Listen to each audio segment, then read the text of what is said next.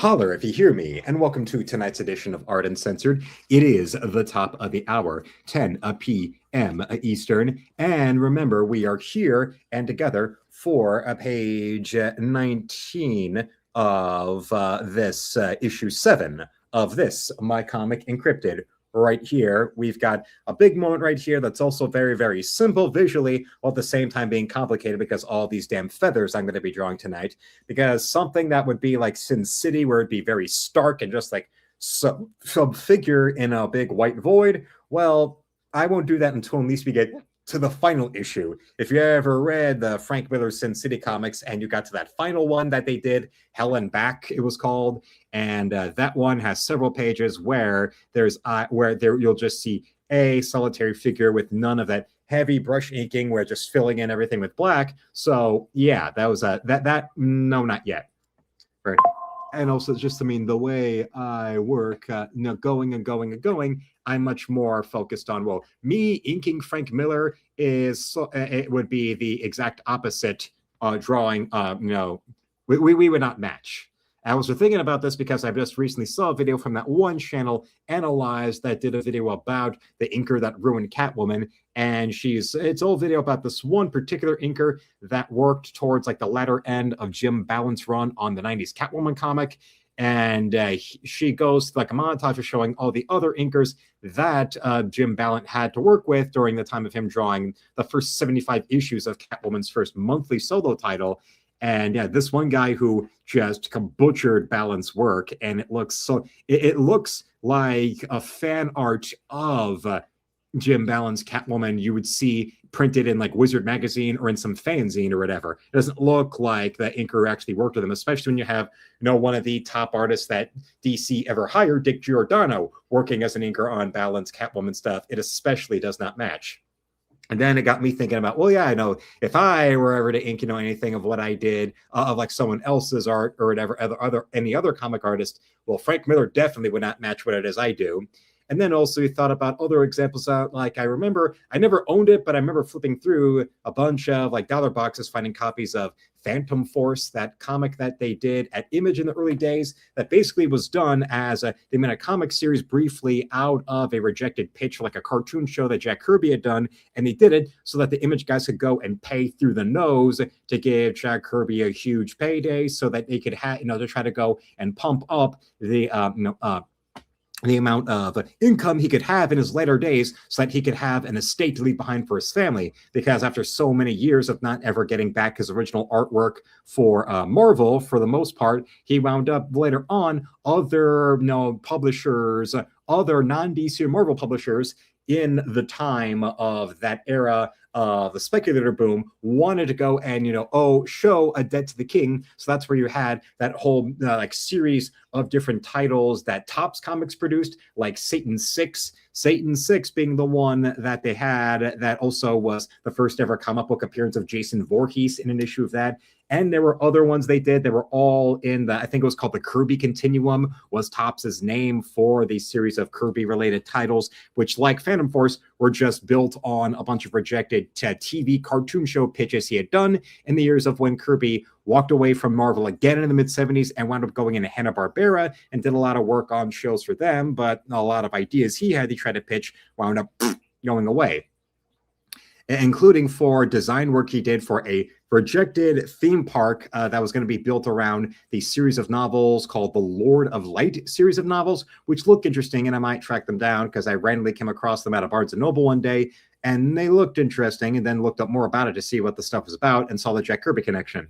But if you look at that first issue of Phantom Force, because that was published by Image, of course, all the founding Image artists went, and a big marketing push for it was a succession of pages in that first issue were all inked by a particular one of the founding Image artists. And, speaking of that inker whose name escapes me, butchering Jim Balent's art on Catwoman, well, you can definitely see how everybody of the founding Image artists that weren't Jim Valentino or Eric Larson did not have the style to ink Jack Kirby that was anything other than making it, than being crap. Like how, as much as influential as his work on Marvel is, I agree with those people like Bruce Timm, when you hear them in interviews talk about Kirby's work and about how his work with DC in the 70s with the Fourth World series he was doing is just aesthetically speaking better art than his work for Marvel in the 60s because he had better inkers. And well, considering how notorious Vince Colletta has become in hindsight, who was somebody that they always regularly hired to go and ink stuff over there at Marvel. Oh yeah, I definitely agree with that about Kirby's 70s work. And since I have different epic collections and omnibuses of the seminal 60s Kirby stuff, not all of it, but a good chunk of it, and then compare that to the omnibuses I have for Kirby's other 70s work that wasn't the Fourth World, like Olmec or his work on the Losers or Commandy and all that. And then also there is the absolute editions that contain all the Fourth World stuff. All of that is aesthetically better looking because art inkers like Mike Royer and what have you at DC in the 70s treated Kirby's work a lot better, like when, as opposed to the 60s, which does invoke the worst inkers Marvel had in the 60s when you compare those pages to our friend, like Todd McFarlane or Jim Lee or Rob Liefeld trying to ink Kirby.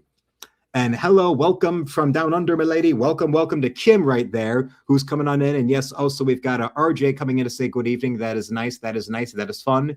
And Kim, welcome to you. Although right now, because of how the polls are from one part of the globe to the next and how everything's counterclockwise down under, this is the time, I believe, when it's at its like hottest or whatever down there.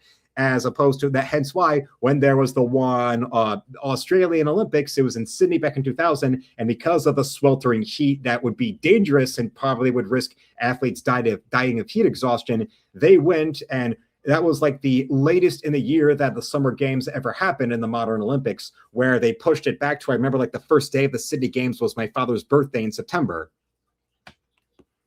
And yes, well, down where it is, remember Kim, where she is, it's 1 p.m. of today's Tuesday. It's 1 p.m. Wednesday over there already. And yes, it's boiling. It's boiling. No wonder the country has so many nude beaches. Only so many nude beaches compared to America. Although considering what's now been happening with defenseless actual Australian citizens getting mowed down by Muslim illegals, and also it being against the law for you to defend yourself with any firearms rights, well, I'm pretty sure there's a lot of Aussies out there that would go and trade a little bit of the right to protect themselves and defend themselves and their families over nude beaches probably any day of the week. Except for, come drunk swingers and other assorted sex tourists, probably all of them to whom, even if they're not American, are the type of people that vote for all the globalist horseshit, but then at the very same time are the type of people that then damn well probably know, at least in the back of their head, if they're not totally delusional, that their limousine liberal horseshit, whether in Europe or in America, within the last 10 seconds actually out there in the cities or in the countries that have the most quote cultural enrichment from all of the illegal immigrant social engineering that Obama and all of the Obama-esque, G8 and EU leaders have all been trying to go and also engineer for their countries. And well, Kim says, yes, love the nude beaches, but that'd probably be a situation that if I ever went down to Australia, that would be an interesting little Nick Shirley style man on the street quiz to do, of going to people and telling them about, oh, well, what do you think of all the nude beaches around in the country around here? Well, would you prefer having less, like say, if you took away 5 nude beaches in the country in favor of having the Second Amendment right to defend yourself from criminals? And it would be an interesting little quiz right there to see how much of the Australian people would prefer to have, 5 less places to go get naked on the beach if it meant being able to defend themselves and it not winding up like an Australian remake of the Kyle Rittenhouse trial. Like the Kyle Rittenhouse story directed by Peter Weir instead of instead of Stallone. Peter Weir being at least of the baby boom generation, my father's generation, the biggest acclaimed auteur, the man behind the man behind the director who proved Mel Gibson's ambidextrous skill as both a dramatic lead as well as after already becoming an action star because of Mad Max, with Gibson starring in Gallipoli and The Year of Living Dangerously, Still Down Under. And then after that, that's what led to Weir going and doing things like Witness, or most famously, The Truman Show. This little bit right there. And I'll drink to that. So I remember when living in LA, and like one of the last times we ever went and visited Universal Studios Hollywood. Now, one of the things about that Universal Studios backlot tour they give you at the Universal Studios Hollywood was that, yes, there were all those parts, those attractions that were there as like Lego regular run ongoing things, like the part where you go, the tram goes through the water and Jaws pops up to attack, or one that was there for a long time and was like one of the big attractions to that tour. But then it wound up getting burnt down as part of that studio backlot fire that went and spread. And it was the King Kong encounter that always terrified me. And yeah, that, or like that part. But then there would be those sections where always it would be something where they would go and pass through an area that would be props or locations for some upcoming Universal Studios production. And I remember one time, like it was always that little blank area, like right before the tour would end, would be when they would have some prop or something else from a big upcoming movie they were doing. And it was the large blue sky wall that Jim Carrey's boat crashes into at the end of Peter Weir's The Truman Show. I remember my father took us to see that because, yeah, when it actually was in theaters, it was the summer after we had moved up, across from DC. And yeah, my father took us all to see that, and even him leaning over to tell us, yeah, remember, we saw that at Universal Studios, remember? Yeah, when the hurricane, the artificial hurricane they generate, like how they can artificially generate storms in the Truman Show, just like how the government can artificially generate storms when they want to. And yet, they stop it, it doesn't work, and Carrie's boat crashes into the wall. And there's the whole big scene of him screaming and punching the wall, but there's just music. You don't hear him. And there's little steps with the exit door. And that's when Ed Harris starts talking to him directly as like God. And, well, Carrie winds up leaving anyway. And that's a glass of milk emoji. Not quite sure what that means, but all right. Well, either way, I mean, yes, they do love the nude beaches. Too bad, unfortunately, Kylie Minogue doesn't seem to visit them as much as she used to, because those Sky Magazine type of publications or, UK tabloids too, certainly love to get themselves a succession of different nude beach photos of her all over the place, down there in her prime, and also well into the 2000s and all that. But hey, I mean, the fact that there she was, knowing that that those tabloid photographers are always following her, and she kept on getting those titties out anyway. I mean, and also for Elle Macpherson around that time too. There she was, topless at beaches, probably in her own country, as well as other places in Europe. And hey, I already made millions off of the world wanting to see me naked between showing my tits in Playboy. In the same year, I was in one of the few Miramax film productions of the 90s that justified its glorified Playboy-style poster art, Sirens. So, hey, might as well just have the sisters, swinging out all over the place, for anyone to see, just because. Just saying. And I definitely know at least RJ has to be able to remember, little things like Elle Macpherson's appearance in Playboy, as well as her role in her first big acting role in Sirens, which might as well have just been called Elle Macpherson Gets Naked. It's not like the poster art and the VHS box art for the film, and even with the wokeification of Hollywood these days, the retroactive like modern Blu-ray releases or streaming availability of the movie. Still, if it's Tubi, if it's Amazon, even as pussified and wokeified as Amazon, the Amazon that removes all photos of James Bond and any of his film incarnations holding guns from the Bond movies being available on Amazon Prime Video, but you can still see Sirens, and there, Elle Macpherson topless sticking out of a pond is still the poster image. So, very much so.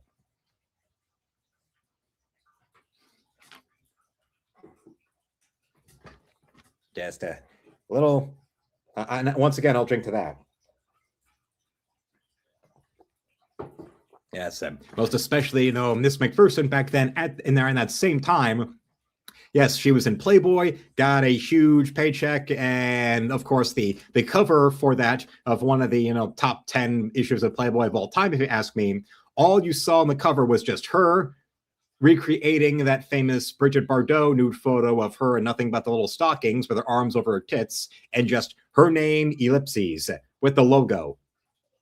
Of course, that issue that was made famous by that one episode of Seinfeld where they put the bomb threat inspecting robot into George Costanza's office, and they open the drawer and all they see are candy bars and Elle Macpherson's Playboy with Larry David as the Dr. Claw style or early Blofeld style portrayal of George Steinbrenner. He comes off the comment of, hey, just some empty calories and male curiosity. Hey, George. I wonder if they have that clip. Let's see. Male calories and let's see. I've got this one clip. Let's see if they have that. The bomb dogs. Oh, wait. Yes, it is. Yes, it is. So I'll show it right here. The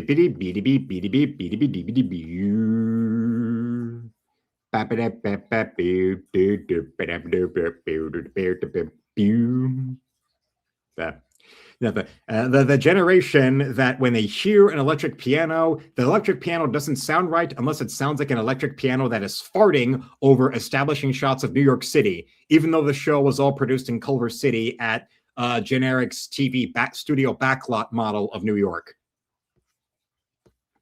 RJ says, Amazon denies action is what sells for them, but they're hilariously doing a bad attempt at it. Yes, action and sex appeal. So trust me, if they could go and get away with it and could digitally put a fucking burqa or niqab over Ursula Andress and Dr. No when she steps out of the bikini, out of the water in her famous white bikini with the bayonet, or digitally replace her with Lizzo in the same outfit, they damn well would do it. Although now, because of Ozempic being usurped from by the rich as their, don't have to try anything, glorified real-life version of the substance, now they have lost all fat pride and fat acceptance. Yes, the same Dr. No that was from this edition, that Kim sent me all the way from down under as one of the birthday presents she sent me. Yeah.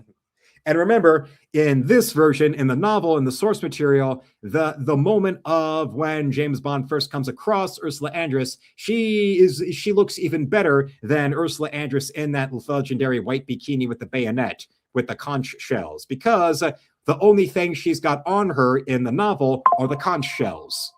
Yes.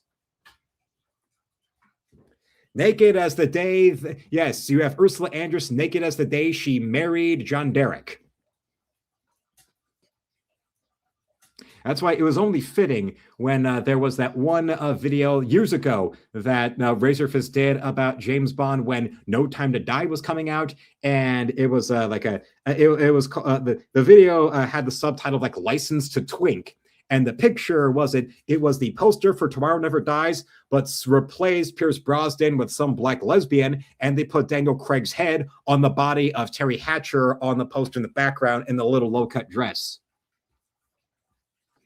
Yes, RJ says, I want to see what goes on with all this Ozempic in 10 years, if there is any side effects, and if they'll pretend it wasn't causing it. Yes. Just like how for years there were studies out there and even the company themselves talking about how Tylenol was hazardous for pregnant women to take because it might wind up infecting their child with autism. But then but now you've got health, you've got the government health, bodies under the Trump White House saying this, and now you've got sociopathic, pregnant, woke white women intentionally doing the pregnant while taking Tylenol challenge to try and induce autism into their children.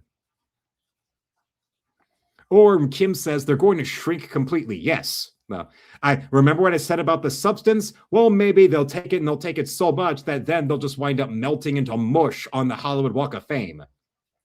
In case you wonder why Hollywood took that movie so goddamn personally in lauding it with such a strange, there has not been that much amount of strangely personal veneration of a movie's premise since maybe American Beauty when it came to a movie in Hollywood that got a bunch of undeserved Oscar celebration, despite all the things about it that only appealed to the most deranged and narcissistic of Hollywood insiders. And even more overtly with how much the concept of the movie was a 2% concept, where only 2% of the world's population would ever actually be what would be would the movie appeal to. No different from Billy Eichner's Vanity Project that bombed hard at the box office. The difference is that the 2% that the substance was pandering to were vindictive femskull journalists and insecure, angry Hollywood has-been women who are mad that they're not young and beautiful anymore. So now that they have no fucking intelligence and no fucking skills beyond looking hot in front of a movie camera to speak of, now they have no reason to live. All right, but here is that segment I was talking about. Unlike Elle Macpherson, for all her global sex appeal and how much men fawned over her in the 80s and 90s, well, she gladly went into business for herself, leveraged her fame and her fortune she earned from looking pretty into running a company, and has been running it very, very well on her behalf, unlike Jessica Alba. Or, the same thing that happened with Jennifer Garner now, who, well, her acting career disappearing even before her divorce from Ben Affleck is perfectly fine now that she's been running Once Upon a Farm, and also has been leveraging that company Once Upon a Farm into having cross promotions with being, a spokeswoman for Capital One. So especially good for her. I mean, for her, coming back to play Elektra again for 5 minutes of Deadpool Wolverine was just a quick little fun paycheck as something to do for the sake of it, a quick little easy thing to do for some attention, and then probably funneled that check right back into Once Upon a Farm. And trust me, for all of Jessica Alba's, BuzzFeed pandering and Jezebel and Mary Sue pandering platitudes about how ashamed she was to be so sexualized when she was younger, if Lauren Schuler Donner or Kevin Feige got her on the phone to put her back into that V-neck little cleavage worshipping catsuit from the 2005 Fantastic Four, her ass would have done it in a New York minute and not make a single complaint about it. Just like how she didn't bitch and moan at all about about her role in the FF until years after she got knocked up in too many years of bitching publicly about being offered nude scenes in complete denial of what her actual appeal was as a leading lady. Then she got knocked up. All of that era of her time in the sun disappeared, and she was now just jealous and angry. Hence why so many female Hollywood insiders take the success of Sydney Sweeney so personally. The fact that there she is, owning and leveraging her sex appeal towards doing things like, what Elle Macpherson did with her Intimates lingerie line or other companies she's done. And now with Sydney Sweeney, with actually having a producer, credit into films she's now recently been doing that have actually made money. Unlike the faux production company bullshit that Margot Robbie pretends to do while it's all actually being done by her husband, and everything she produces that's behind that quote-unquote production company is just a bunch of femskulled Oscar bait that's meant to pander to all the feminists that slut-shamed her for wearing hot pants in Suicide Squad out of jealousy of wishing that they had half as nice an ass as little Miss Margot Robbie had in that movie. But then again, when you are the most literal example in modern Hollywood of spreading your legs for the right director to become a star, like Margot Robbie irrefutably is, well, then, yeah, maybe now you can understand why they were able to trigger her insecurities and daddy issues to get them to start pandering to their pretending Starfleet Academy is good side of the aisle. And then you wonder why more people have probably more respect for Denise Richards' opening in OnlyFans than they would for the dingbat likes of present day Scarlett Johansson. Now that she doesn't have being a Marvel contract girl to masquerade, that she was never a box office attraction to begin with. All right, I skipped the part to the moment that matters when it comes to that male curiosity and empty calories. Sir, I'm sure it's not a bomb. Oh, yeah, don't be so brave, George. You mess with them and they're messing with you. All right, boys, send it in. Kind of looks like the Mars rover combined with WALL-E. Or I do have a subscription to this space.com newsletter, and they're talking about the NASA plans of actually having a lunar base are going to start by sending several drones and other assorted rover-style devices to the moon first, remotely, and have them lay a foundation there for then, moon landing manned missions to the moon to go, and then finish building a permanent lunar base on the moon. I like the robot has a shotgun. Yeah, that part up top does look like it has a shotgun. Either that or a very large Duracell battery, because the coloring, it looks like a Duracell battery. Wait, what's that thing? Yeah, well, I mean, hey, George Costanza, for all of his faults as a character, and remember, everybody, all of the major quartet of Seinfeld are, irredeemably awful people. Now, that was the joy of the final episode, was watching them all finally get their comeuppance as morally bankrupt, self-absorbed, delusional, entitled New Yorker assholes. But George does, have a Godzilla toy in his office, so that's good. It looks like the same type of Godzilla toy that the Angry Video Game Nerd had as a child. If you remember that video he did where he shows like the whole history of all the home movies he made and all the own little short films he would make, including ones he would do with Godzilla, where he used his family camcorder's title screen feature to go and animate Godzilla using his atomic breath. Straight ahead. Is that anything? Is that Mothra? Okay, let's check the desk. That's where I heard the ticking. We're going to search each one of those drawers, starting with the top one.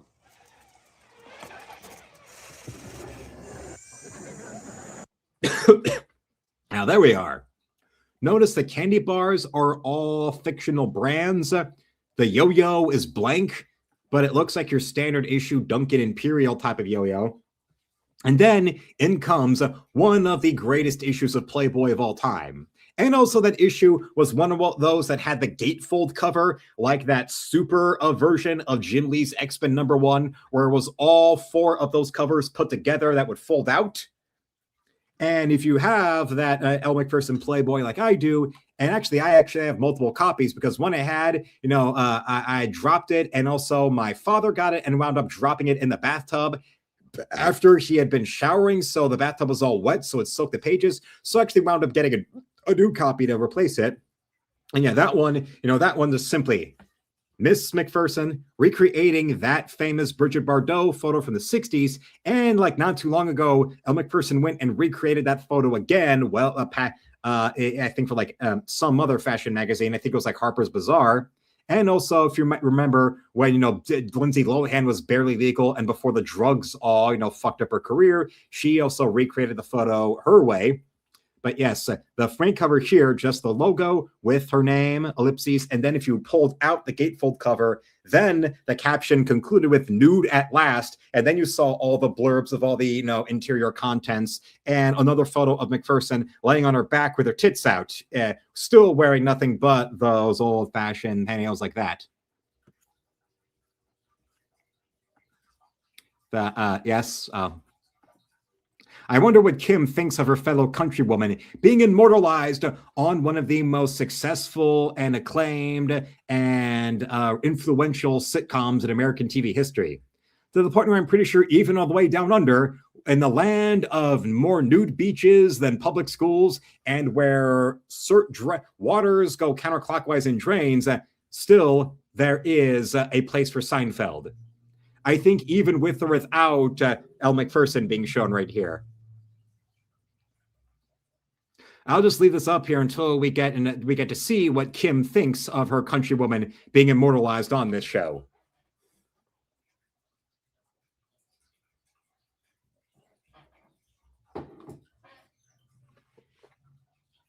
Or is that? It's good L, yes. But then again, any L is good L. I mean, even with her clearly in more recent years, obviously getting some implants and injections in her face, but then again, she also survived cancer, so it's Mox Nix.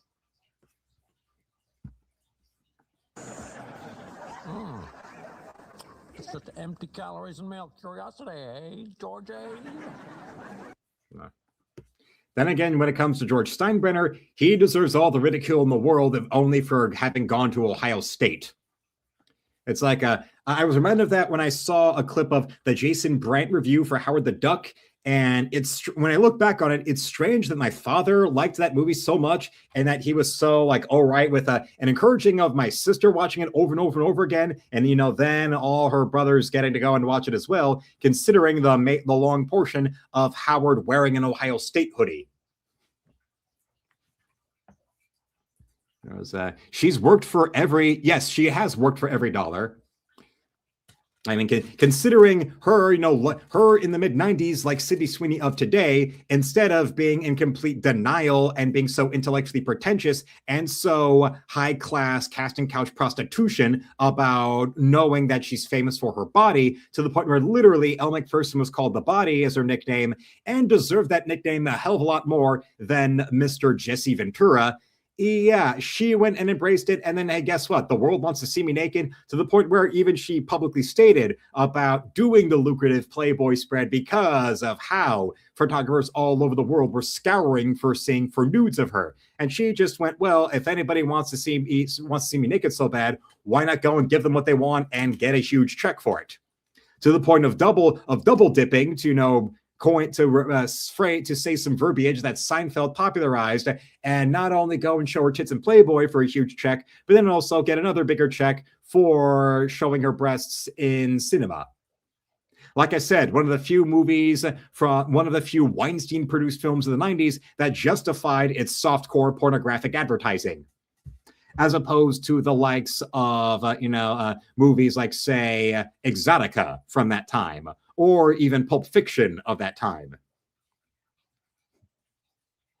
And like I said, yeah, like Sydney Sweeney of these days, where she's been very open with doing nudity. Hell, even a big Hollywood film that's actually earned money at the box office that she starred in and was a producer on, there she is, naked again, like on no different from that show she was on or other indie films where she showed her titties before. And that took all of that towards this, huge launch for this new lingerie company, as well as now other producer, roles she's going to have on future starring roles. Hopefully that now, being roped into another season of Euphoria is going to be the last hindrance towards her finally going and starring in and co-producing that Barbarella remake with Edgar Wright directing that she's going to be doing, which let's hope, that goes and redeems Edgar Wright before it, as after that Anya Taylor-Joy vehicle that bombed and the Running Man remake that bombed.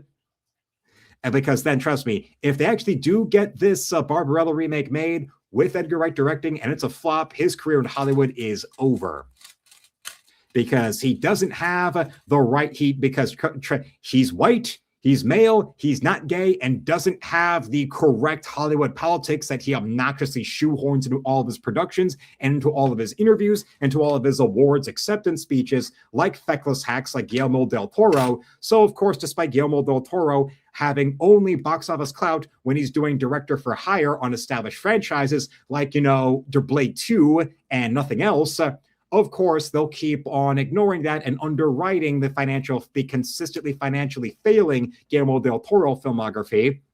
In case you wonder why Netflix only put that glorified vanity project of his Frankenstein movie, which is just a glorified remake of the 90s Kenneth Branagh, Robert De Niro Frankenstein film, injected with current year California shit, where the character of Victor Frankenstein is more of an obnoxious self-insert for the self-aggrandizing director than when Kenneth Branagh was literally playing the lead in the Frankenstein movie he was directing.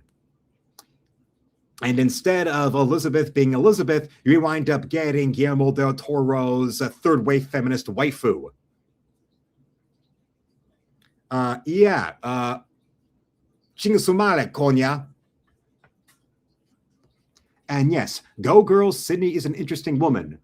So naturally gorgeous, most especially. That's especially what pisses off those type of women, those sentient human resources department all over the internet who would look at my pages of my comic and scream, where are her organs every single hour of the day? Or go and lie about Sydney Sweeney being a human swastika. It's all built on envy, insecurity, entitlement, and the desire to destroy what they can't have. And well, it seems so far that as when it comes to the people around her, Kim, it looks like your hopes that she has decent people around her are going to happen. And well, considering that one of her big hits of her as a leading lady was a nice little romantic comedy, which was also her first big thing as a producer, as well as being a leading lady. That was a little romantic comedy filmed down in your part of the world, Anyone But You. Yes, that's true. And considering that Anyone But You also was, a romantic comedy that also knew how to market the film, while reminding you that hey, it's down in Australia, so there's plenty of reasons for Sydney Sweeney to either wear tight and low-cut dresses where she's clearly not wearing a bra, or having her in skin-tight two-pieces, or in, modern-day gym tights, or tight little two-piece tracksuits. So once again, that deserves a golf clap. Although I'm not sure Sydney Sweeney plays golf. I know she likes, practicing at a shooting range. I don't know if you've seen that, but yeah, that was the clip that pretty much is what led to Steven Crowder falling in love with her. Because I remember him showing that clip on one episode of his show. Also, RJ brings up, plus Sweeney isn't acting smug, and as such, the occasional misstep in her career is okay, which is more than you can say for an entitled bitch like Scarlett Johansson, who, compared to Sydney Sweeney, who's been out and proud with knowing that audiences want to see her naked, so she's giving the people what they want, and then you've got Scarlett Johansson, who damn well knows at the end of the day, from the root to the fruit, that she owes her stardom to her tits. She chose, after so many years as a child or a teen, underage teen, as an indie actress, because she grew nice tits and because she had those offers out there, she chose to be a movie star instead of an actress. And ever since she went and, got her breakout, barely legal lead role in a Coppola family production, of course, you damn well know probably Daddy Francis got to hit that in order to prove that she was right for the part. Yeah, she had no fucking problem with her big breakout adult actress role opening with a close-up of her ass and panties.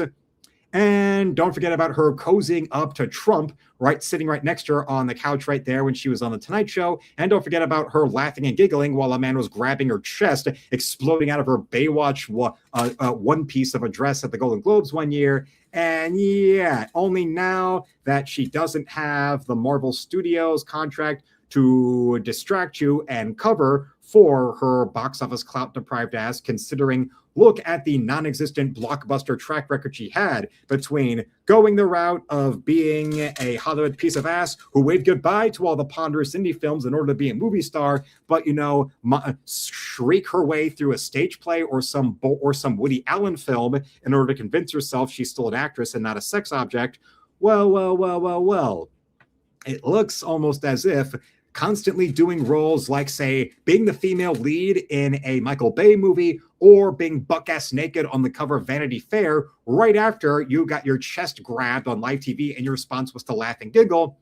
It's almost as if you damn well knew what it was that you made you a star, but you were the type of in-denial, pretentious horseshit merchant that would only go and show off what the world wants to see to the men with the right connections who would give you a big enough check.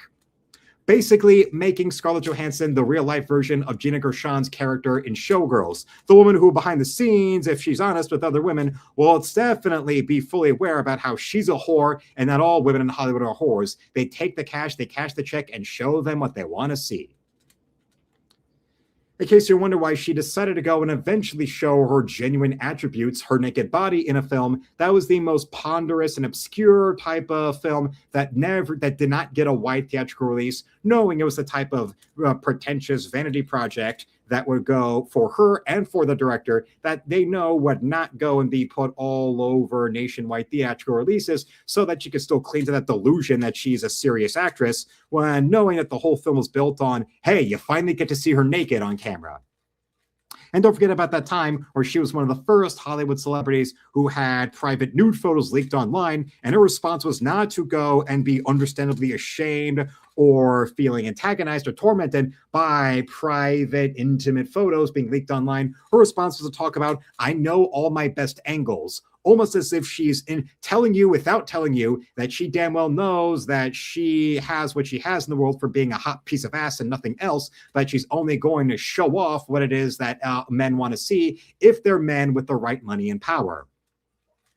Like I said, Crystal Connors from Showgirls, although I actually want to put an asterisk next to that statement because remember, Gina Gershon in that film actually had expression and personality, and also could actually perform an accent. and the fact that you actually did see her topless in that movie. Oh, yes. In ScarJo's insistence, the scene is literally the only thing anyone watched that movie for. And even then, probably also the fact that it was well in the world of post-social media, post-internet porn, that even if you do a ponderous little indie film that only plays in select cities, that's made for a director to drink in all the oohs and ahs of film critics pretending that he's the next Stanley Kubrick, when really he's no different from any other Woody Allen, Harvey Weinstein-style horn dog that only wants to put Scarlett in movies so long as either they get to see her naked or she'll fuck them in exchange for painstakingly coaching her through a performance that tries to pull her acting above a brain-dead glare and a monotone whisper. But, of course, you can't ever acknowledge that shit. You can't ever bring up that brutal honesty at all. But, yes, the fact that doing all that shit was completely nullified by the fact that, well, hey, anybody and their mother is going to be, at least in the first weeks or so, are going to be hiding in the theater with their camera phones aimed at the screen, so then go and upload immediately to either YouTube or to any of those adult sites the scenes of you getting naked, and the only reason people would go to see them. Like when Jennifer Lawrence tried to go and financially recover from all the money lost after her also being as much of a hypocritical, pretentious horseshit merchant by refusing to do nude scenes and then blatantly owing her career to how much she had a strongly suppressed gag reflex when ingesting the cum of Harvey Weinstein and David O. Russell, while also not doing nudity. And then when her nudes got linked, the nudes that obviously she was sending to remotely give Harvey and David O. Russell what they wanted, even if they couldn't go and fuck her right there directly in person. So, well. Then those nudes leaked, and then guess what? She then goes and agrees to do a movie that was built entirely around being ponderous R-rated literotica / fiction of Black Widow masquerading as a movie. Although to Jennifer Lawrence's credit, she actually tried to do a Russian accent playing a Russian hooker spy, unlike Scarlett Johansson. And yes, hello to Donnie right there. Nice to see you coming on in here. Now let's get to something you'll never see with ScarJo or Jennifer Lawrence, the talent portion. Oh, yes.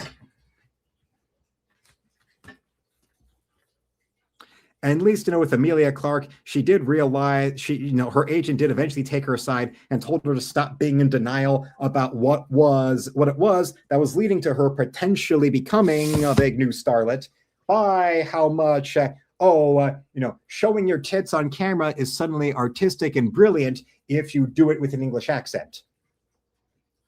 Now, call it the Kate Winslet guide to being an acclaimed actress. And hello to Pumafist right there. And yes, let me show you a little something that I was promising about Miss Sweeney before I go and refill a little something off screen.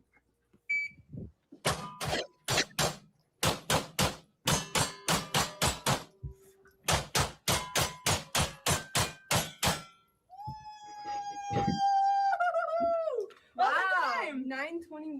Oh my God, girl! Your first time? That was really good. You're going dog nuts. I mean, Ready, girl? Yes.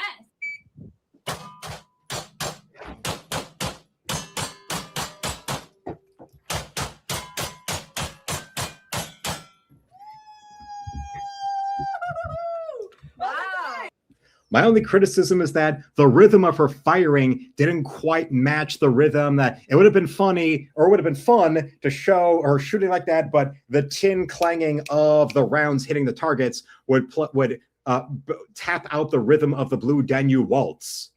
If she was able to fire them in da da da da da da da da, that would have been fun.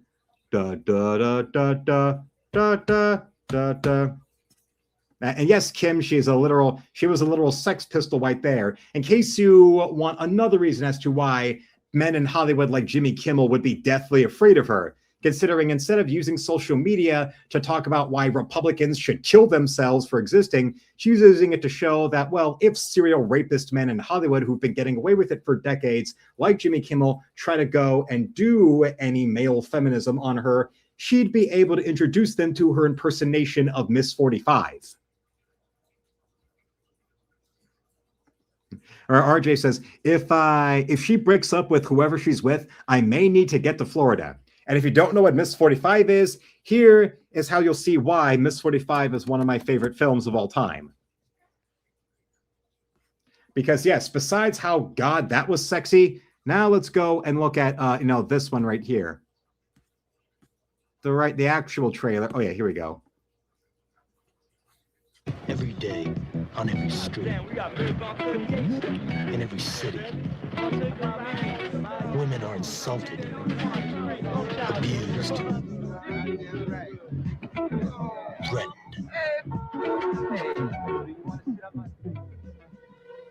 What's the matter?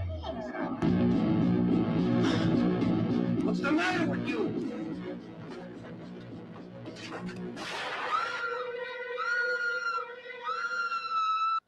Are you planning on going with someone?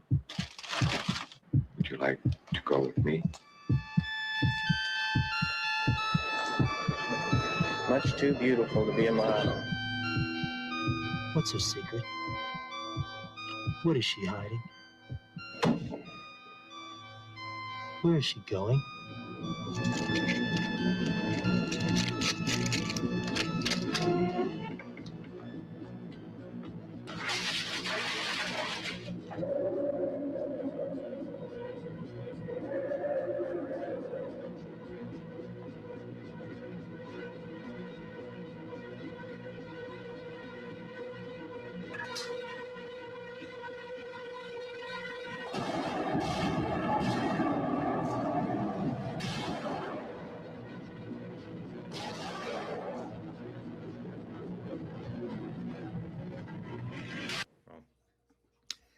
Kim says, gosh, got to see this. Well, that's one of those that's actually pretty easy to see because even though it's one of those like 80s grindhouse or B movies that also now has been given a big 4K remastered Blu-ray release that's like $50 to $70 by one of those boutique type of Blu-ray manufacturers, it's also one of those movies that is always free on Pluto or Tubi. If Pluto or Tubi is available down in Australia, I would definitely recommend you can see it for free. Although also Miss 45 has been pirated on YouTube, so you can see that as well. You can see it that way. Kind of like how I know the same thing with all those Andy Sedaris TNA spy movies he did, where they've all, if you don't have like a Tubi or a Pluto, where they're always available on there for free. Also, there are multiple uploads of those films up there, ones with and without all the nude scenes. And Pumafist says, now watch Todd Jarrett videos of him running a course and you'll see the difference. Is he able to tap out music notes? Because that's a little bit more harder than, say, I know with like grouping, there are those like military level marksmen who can go and, like draw into a gun range target where they can go. And if you want them to do like a shoot through the same thing to just make a bigger hole in the target where they're firing, they can do that. Or if you want them to do like a crucifix, if you want them to do like a heart shape, maybe like an infinity symbol. RJ, well then, I hope either you've got the internet access for seeing those on Tubi, or you've got the disposable income. You can go and buy those type of films for, $70 a pop from a Vinegar Syndrome or an Arrow Video or, Shout Factory or Scream Factory. So I remember with the COVID lockdown stimulus check, one of the things I remember buying was, I think it was like $50, a Shout Factory Blu-ray of Species. And luckily I was able to find it. Interestingly, Species 2, that one went out of print and sold out a lot faster. And the only way you can get that one now is secondhand through eBay. And yet, that, even though it's a sequel, that one is so much more expensive to buy secondhand on eBay nowadays. The Shout Factory Blu-ray of Species 2. Although it might have something to do with the fact that there are so many more nude scenes and gore in that one compared to the first one. But then again, remember also it was a quintessential 90s movie that you watched for the TNA. In case you want to know why, building back on what I said earlier about at the Totally Rad Vintage Festival, where there were so many people selling laser discs, and how I wish I had a Laserdisc player, and the first movies I would want to get to watch on them would be the likes of The Mask and Species, and also The Hotspot and Career Opportunities, if you want to know why. Well, now you definitely know why. And also the fact that, well, it might have something to do with all the sweet titties in those films. And but also remember at the very same time, cutting down or re-editing or having alternate versions of those kind of movies that would be, to avoid the titties was also something you would see a lot of. Remember, The Mask does not have any nudity, although there was still plenty of a burgeoning teenage boy that were inspired by Cameron Diaz in her first film role. Just saying. To the point where I remember there was a family-friendly cut of The Mask that was released on VHS. And that one, mainly, it's a matter of the PG-13 curse words get cut out, and also there's alternate camera angles for the scenes of Cameron Diaz that everyone remembers. Her entrance and her, lip syncing at that big dance club, like she's Red Hot Riding Hood or Jessica Rabbit. Yeah, those scenes. They use alternate takes, which then strangely that cut of the film basically then became the version of the movie you would see if you would ever watch The Mask on like TBS or TNT for the longest time. Although nowadays, considering how much more woke and censorious against anything affirming heterosexuality that Hollywood has become, it's strange that now if you watch The Mask on those same networks, if you still watch basic cable channels, now they just show the film as it was in the theaters and as it was on its unaltered VHS cut. And there's also another interesting new perspective on the Miss 45 trailer right here. If you look at this channel called Trailers from Hell. When I used to think about taxes,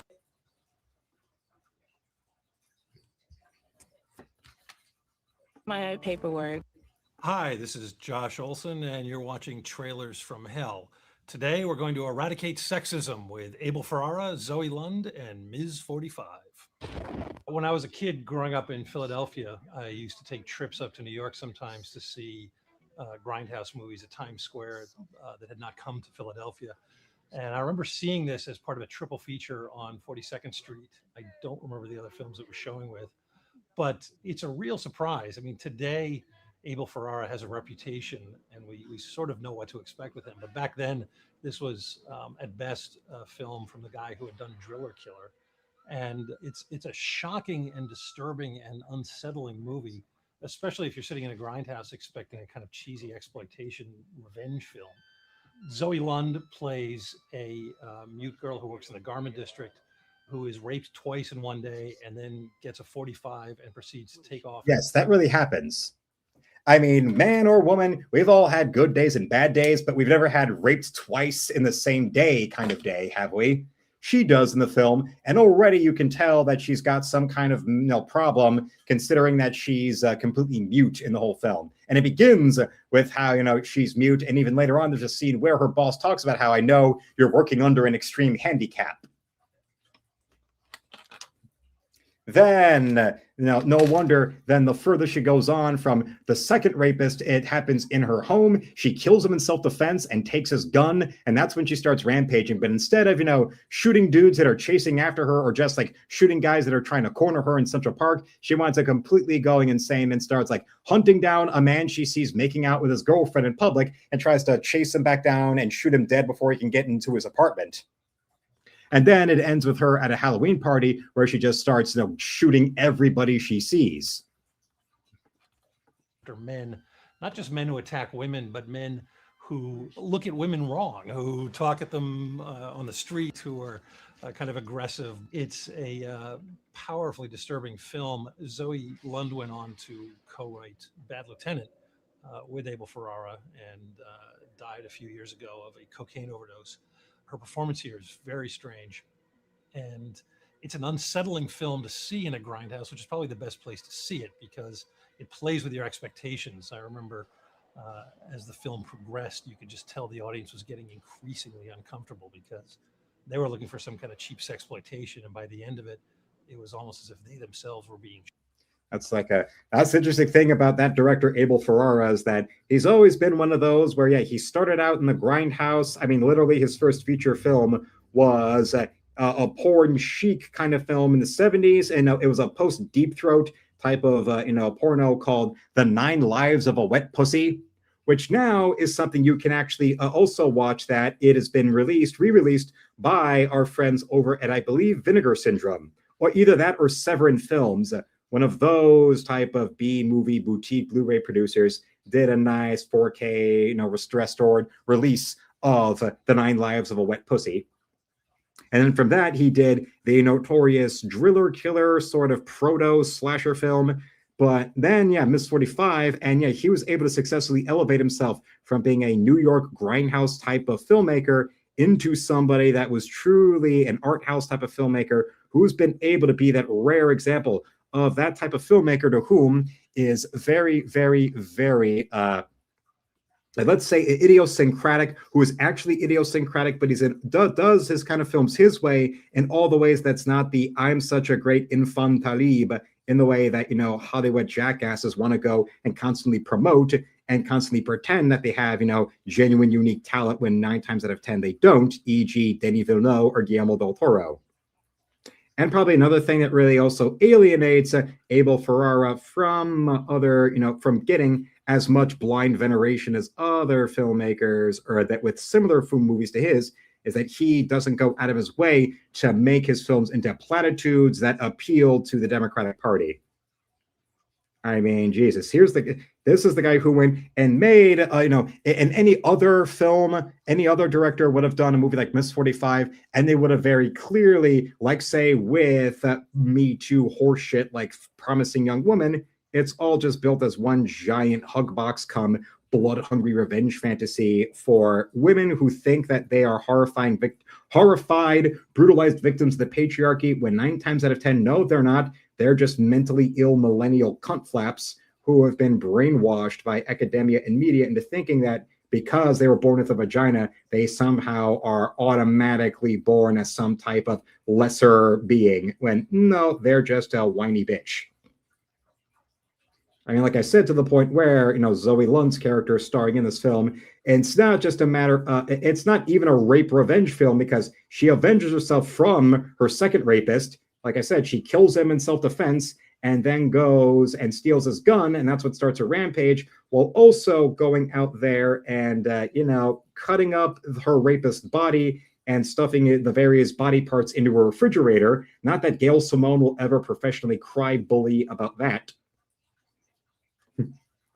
And then you also have movies that he's done afterwards, like, say, the stuff he's best known for, Ferrara, like Bad Lieutenant.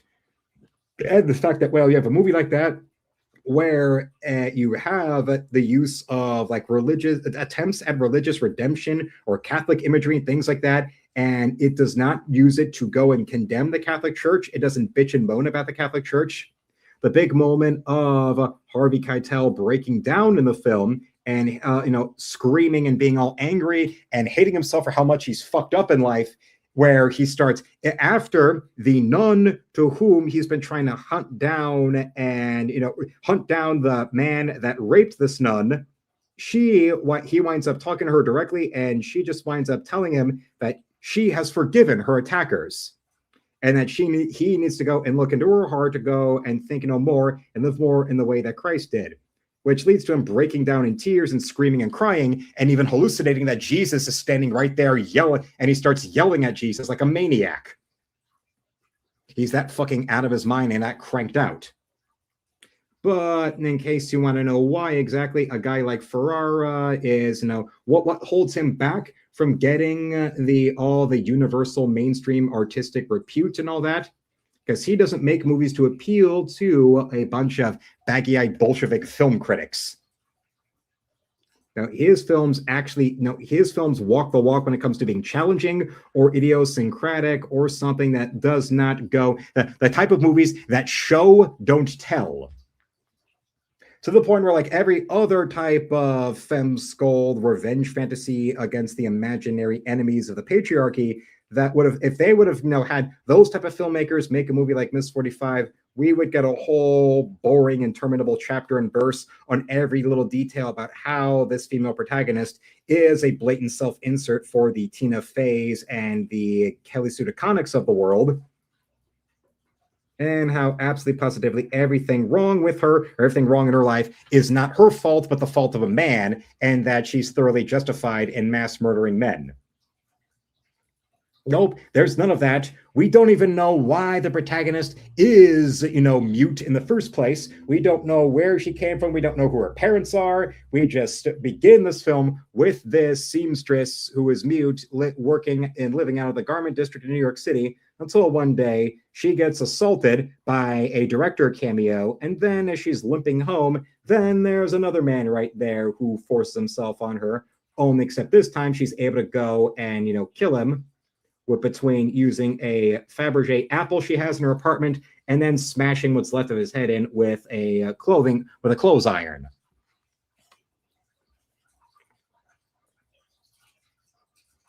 Yes. The 80s, where every man was raping nuns, the nun era, the nun porn. Let's not forget also about how Bad Lieutenant, which was co-written by the star of Miss 45, yes, that is true, Zoe Lund.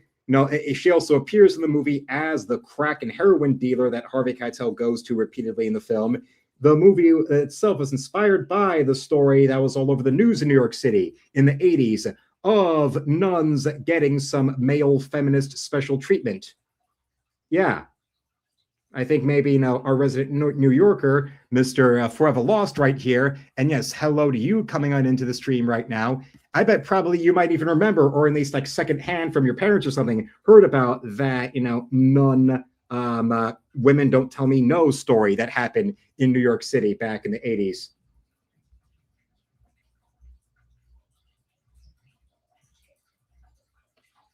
And probably also maybe other stories of like what happened, like say that film Bad Lieutenant, also notorious for being the other time that Harvey Keitel was full frontal naked. And also the time that Harvey Keitel, pulled over two girls who were driving their father's car without a license, and then he lets the girls get away with it so long as one girl shows him her ass in a G-string and the other pantomimes a fellatio while he's masturbating, standing out in the middle of the street right outside their car. That's that. Nun porn with the eggplant. I mean, well, then again, if my father is to be believed, well, some nuns can be sexy. There was a cousin of his up in Toronto who went through the whole vow and was a nun, and then she came across a man in church one day that made her leave the church because, well, she loves Jesus, but not as much as she loved Igor's dick. Yes, Igor, that was the name of the man that she left the church for. As a real-life equivalent of what I say, it used to be joining the nunnery or whatever. Nowadays, when a woman can't get a man, she becomes a feminist activist. And much like, women in the nunnery back in the day, if some man came along and wanted to sweep them off their feet, they'd gladly leave behind, being married to Christ in order to get some dick. What have I said and proven around here about women being hornier than men? Okay, there is a particular type of context where you can get a woman aroused by a grade A egg. Trust me on that one. And then, all right, okay. Remember, there were women that were trying to jump the railings there over during the Ted Bundy trial on account of they wanted to give Ted Bundy marriage proposals. The man was accused of all these murders and rapes of all these college girls and burying their bodies out there in the bogs in Florida. Oh, no, he's just misunderstood. I can fix him. Like a man is the wobbling, buckling in floor near the guest room in my house. And Forever says, yeah, I heard that. That case was wild. Yeah, that nun assault that inspired Bad Lieutenant. Yes. Nunnery. It's called a convent. Yes, so that too. Right. Yes. Yes, though the shock lasted for days, but okay, now the danger was extremely high in his case. Apparently, yikes just happened to a friend too. Jesus. Or here's what RJ says. Schrodinger's femcell is simultaneously weaker and innately stronger than everyone else, depending on what she needs to be at that moment. Yes. Yes, yes, yes. Hence why a character most definitely like, Fiona right here is the last woman on Earth that any of those fem scolds would go and ever want to talk about. Yes. I can fix them. Person that is far worse. Correct.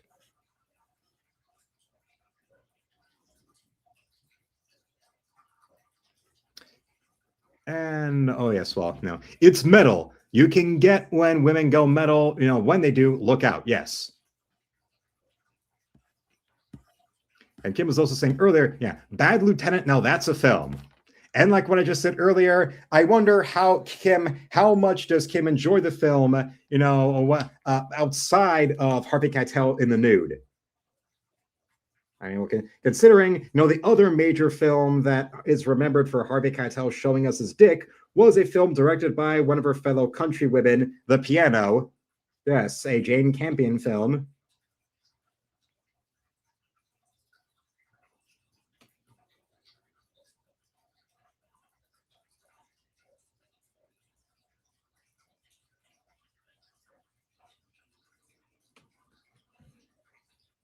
Yes, it seems the more, everyone getting robbed up in here. Dang. Yeah, it seems the city's more dangerous now. And since this is Traitors from Hell, there's something else I wanted to show. That every actor has to get their start some way, somehow. And, well, let's look at the Roger Corman of Down Under, Brian Trenchard Smith, talk about the first lead role of Nicole Kidman's career right here from Trailers from Hell.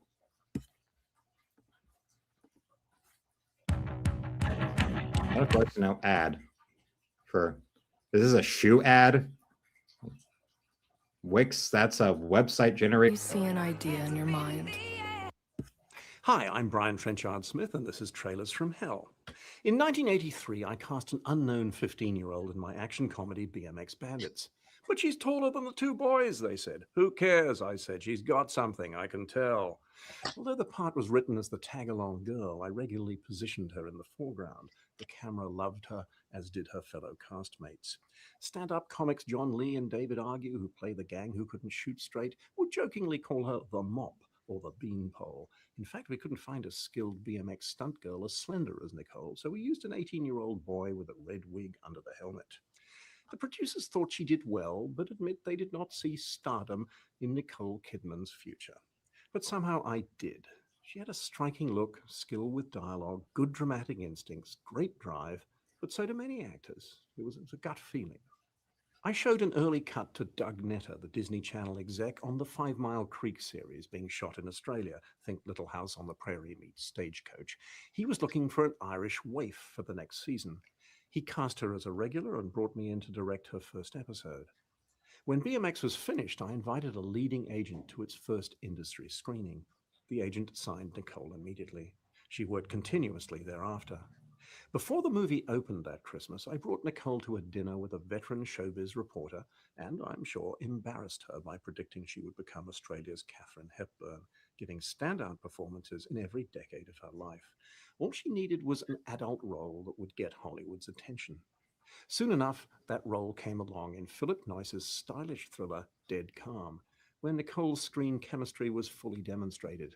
And the rest, as they say. Dead Calm, better known as the one where Nicole Kidman gets all hot and sweaty on a boat riding Billy Zane like a mechanical bull. And probably in the earliest of about 73 different nude scenes she's done over her career. I mean, come on. As boring and ponderous as Stanley Kubrick's films can be, he still knew what he was doing in getting the audience what they want to pay attention, with the very first shot of Eyes Wide Shut being her dropping her dress so we see her totally naked from behind, with her ass being a little less sweaty than it was riding Billy Zane in Dead Calm, like I already mentioned. And then there's some other film she did where she's given a handjob to a dude in a car in the middle of a dirty old parking lot. Because Nicole Kidman is just that much of a filthy whore who, because of her accent, people think she's so sophisticated and posh. when she's really just an insatiable cum dungeon who just has a sophisticated sounding accent. At least she, adopted that later on, because I've seen BMX Bandits, and yeah, in that you can tell she really has that cartoonishly goofy, heavy, stereotyped Australian accent. That was why the first American release of Mad Max redubbed all the dialogue with American actors, because everyone's accent was considered too heavy for American International Pictures to release it as is. And we didn't get to legally see the film with its original dub in America until its first DVD release back in 2000. Yes. Dang, that's a lot of naked boobas and kitty and cake. Well, and also the fact that, well, if you're a fan of the underrated 90s superhero movie, The Phantom, you have Dead Calm to thank for that, because one of the things about Down Under is that they're one of those countries that's been keeping the Phantom alive and relevant as a character who's still popular with new ongoing comics being done, as opposed to being another one of those World War II era pulp relics, like, what America has made of the Shadow these days, or the Green Hornet these days, where the only new things of them are, some unreadable licensed comic books being done by Dynamite, unless the comics are being written by Matt Wagner. Because the best stuff Dynamite's done with those characters, with the Shadow or the Green Hornet or the Lone Ranger and all that, have pretty much all been stuff that Matt Wagner has written, and then they get some, peanuts paid South American artists to draw it. Except for the time when they put through the extra money for Matt Wagner to get under contract to do a crossover of the Shadow with his own character, Grendel.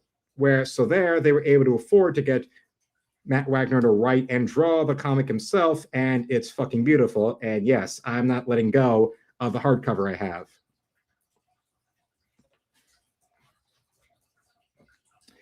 That's what makes it so weird when Kidman did that one movie where she was that famous, weird art photographer, Diane Arbus, who famously also did a bunch of nude photos of a nudist camp back in the 50s.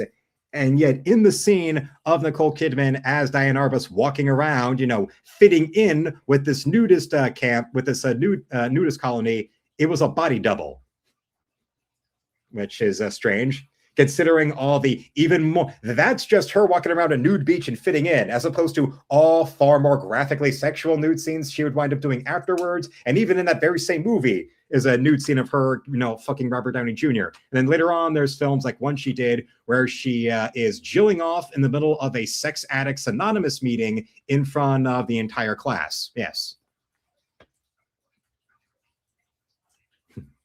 Yeah, I don't know, but yeah, there's Good Bad Flicks is like a B-movie YouTube channel I watched that years ago did a video about the making of the first Mad Max and talks about that dubbing, and he compares its original audio track versus what was the American release for years on end. And Kim says Dead Calm's the only Kidman film I've watched through. Well, interestingly, for a film like that, which is like a thriller that was supposed to be like a big breakthrough lead role for this foreign actress in Hollywood, from this more sophisticated filmmaker, it was a movie that also got full page ads in American comic books. Because I own and have flipped through and seen a bunch of big full page ads for Dead Calm when it came out in America. It's like I'm like, what does this kind of movie where Nicole Kidman cheats on Sam Neill with Billy Zane on a boat, like some sort of down under version of the Pam and Tommy sex tape? What does that have to? What type of? Why are you marketing this in comic books? Weird. And apparently, also was the movie where Joel Schumacher first noticed Nicole Kidman, and then after that, she auditioned for the role in Flatliners that went to a young Julia Roberts. But then it was after all that then finally is part of why he was so dead set on casting Nicole Kidman as the nymphomaniac psychiatrist that wants to bang the Dark Knight in Batman Forever and gave me my first boner. In case you want to know why I'm so insistent on wanting Batman Forever on Laserdisc if I were ever to actually own a Laserdisc, and why having the poster of Nicole Kidman, her, individual poster from Batman Forever, where it's her in the Riddler chair leaning over with as much cleavage as her Wonder Bra can muster, giving the fuck me stare. Oh, yeah. And I know I'm not the only guy who's seen that movie and wished, well, why couldn't all, abnormal psychiatrists be as sexy and as sex crazed as, her? Or as Freva says, not a bad first boner, yes. And remember that film also had a young, barely legal, freshly sober Drew Barrymore as a glorified lingerie model standing next to Tommy Lee Jones and Jim Carrey in some scenes. Not too long before she wound up doing Playboy, if you remember that. Yeah, where she famously did Playboy and then was dancing on Letterman's desk and flashed him during a live broadcast. And knowing how much of a complete perv Letterman was, he probably had one hand under the table working it. That's odd. One of your most famous country women, and you've only seen one film of hers all the way through. And it's the one where she's all sweaty and wet riding Billy Zane on a boat. In case you wonder why we never got any kind of sex tape of Nicole Kidman, because like Sydney Sweeney of the modern day, she wasn't pretentious and hypocritical about what she owed her career to. So there she was out there loud and proud, naked as a jaybird. I mean, who else remembers that one Red Band trailer for Eyes Wide Shut where it's just the scene of her naked in front of the mirror with the Chris Isaak song playing as she's taking like her earrings off, and then Tom Cruise just walks in the frame to start making out with her. Not a bad first boner. Yeah, lucky bastard. And also around that same time, there was the Casper movie, whose VHS I watched and watched and watched and fell in love with Christina Ricci. Yes, Nicole Kidman, she was just a fantasy. What I had with Christina Ricci was true love, okay? And yes, I did go and stupidly think it would not be weird or would not put a girl off to ask her, can I keep you? And yes, it seems that she should have been in the film Nymphomaniac. Well, I think she did work with that same director who did that before, and I'm guessing she just didn't like working with him and never wanted to work with him again. Because, yeah, look up that director who did Nymphomaniac, and yeah, that guy is like, thank God he's got a German accent, because the stuff he's gotten up to with his filmmaking methods and all that would definitely get an American director who didn't have the right politics, put in prison for the crimes against feminism. Forever says, poor Billy didn't age all that great. Well, his career didn't age all that great, and he's done all kinds of B-movie shit. I mean, Blood Rain, anybody? Say, is history. Another talent that went to the top was future Academy Award-winning cinematographer John Seale, whose innate sense of anamorphic composition. Yes. Oscar-winning cinematographer, worked on BMX Bandits. So multiple future Oscar winners got their big break on this teenage BMX biking B movie from Down Under. Showing, it's not where you start, it's not how you start, it's how you finish. Just saying. And hey, Sylvester Stallone is one of the iconic movie stars and action stars of his generation. And well, remember, his first film role was a porno. If you've ever seen or known anybody that's seen The Party at Kitty and Studs, which was then retitled Italian Stallion after Rocky hit it big, it was like that generation's, Hulk Hogan sex tape. Have you seen it? Or you probably have a friend who has seen it, or that would be like the thing you would dare your friends to try to go and see because it'd be so gross or weird. Greatly aids the look of the film. The Blu-ray transfer on the current Severin DVD is quite stunning. Better than it looked in the theater, frankly. I couldn't be more pleased. I am less pleased with the fact that the original trailer elements went missing in action several years back. No one can find them. It was one of my better trailers, too. All I can show you are the 2 TV spots I made at the same time. And also, this man, what did directing BMX Bandits lead to him in Hollywood? He went on to direct Leprechaun 3 and Leprechaun 4 in Space. So there were many once-in-a-generation talents that got their start making BMX Bandits, including this man. Putting BMX bikes where BMX bikes were not meant to be, football fields, shopping malls, building sites, etc., was the main thrust of my cell. Show kids riding wherever they wish, getting the better of adults. Every Australian kid's dream for the summer holidays. There are deliberately no parents in the film. Local audiences delivered over $1 million in 6 weeks with only daytime sessions and mainly half-price admissions.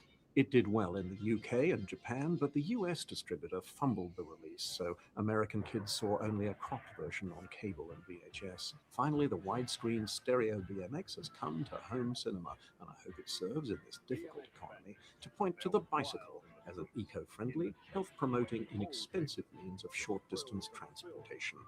I put my 2-year-old son Eric in the film. And also why I've been waking up with pain in my legs for the past few days, but it'll be worth it. The building of strength in the legs and going past that limit break like that is now the stronger to thrust with, if you know what I mean. With a lady when I don't have my pants on. And yes, Blood Rain was a mess. Although it's fun. Oh yes, Kristanna Loken, the Ginger's title character. It's fun to watch her bounce around in general, let alone that hot, wild sex scene where there she is nailing that dude against the jail door while he's licking her tits. A moment that wouldn't shock me if it turns out that was improvised, and also knowing, how much of a real-life insatiable cum dungeon that Kristanna Loken is, a moment she probably liked. It was probably her who kept on intentionally screwing up so that they would have to do another take and another take and another take, or her top getting ripped open and her thrusting into the man while he's licking her titties. Now he does 50-mile rides for pleasure.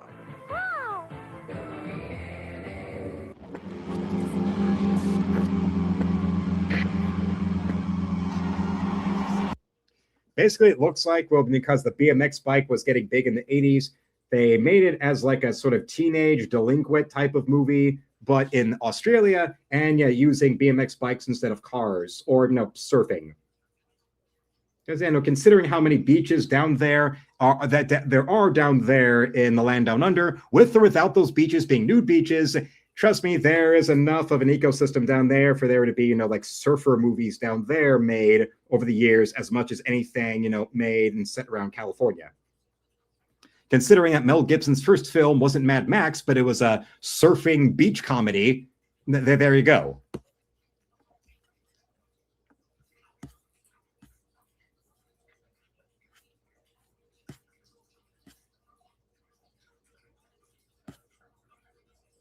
Let me see.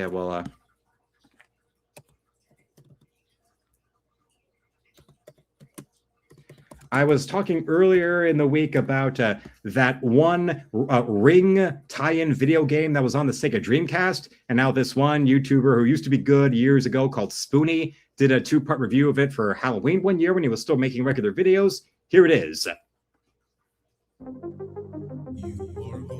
First, you have to get back the Coco loops.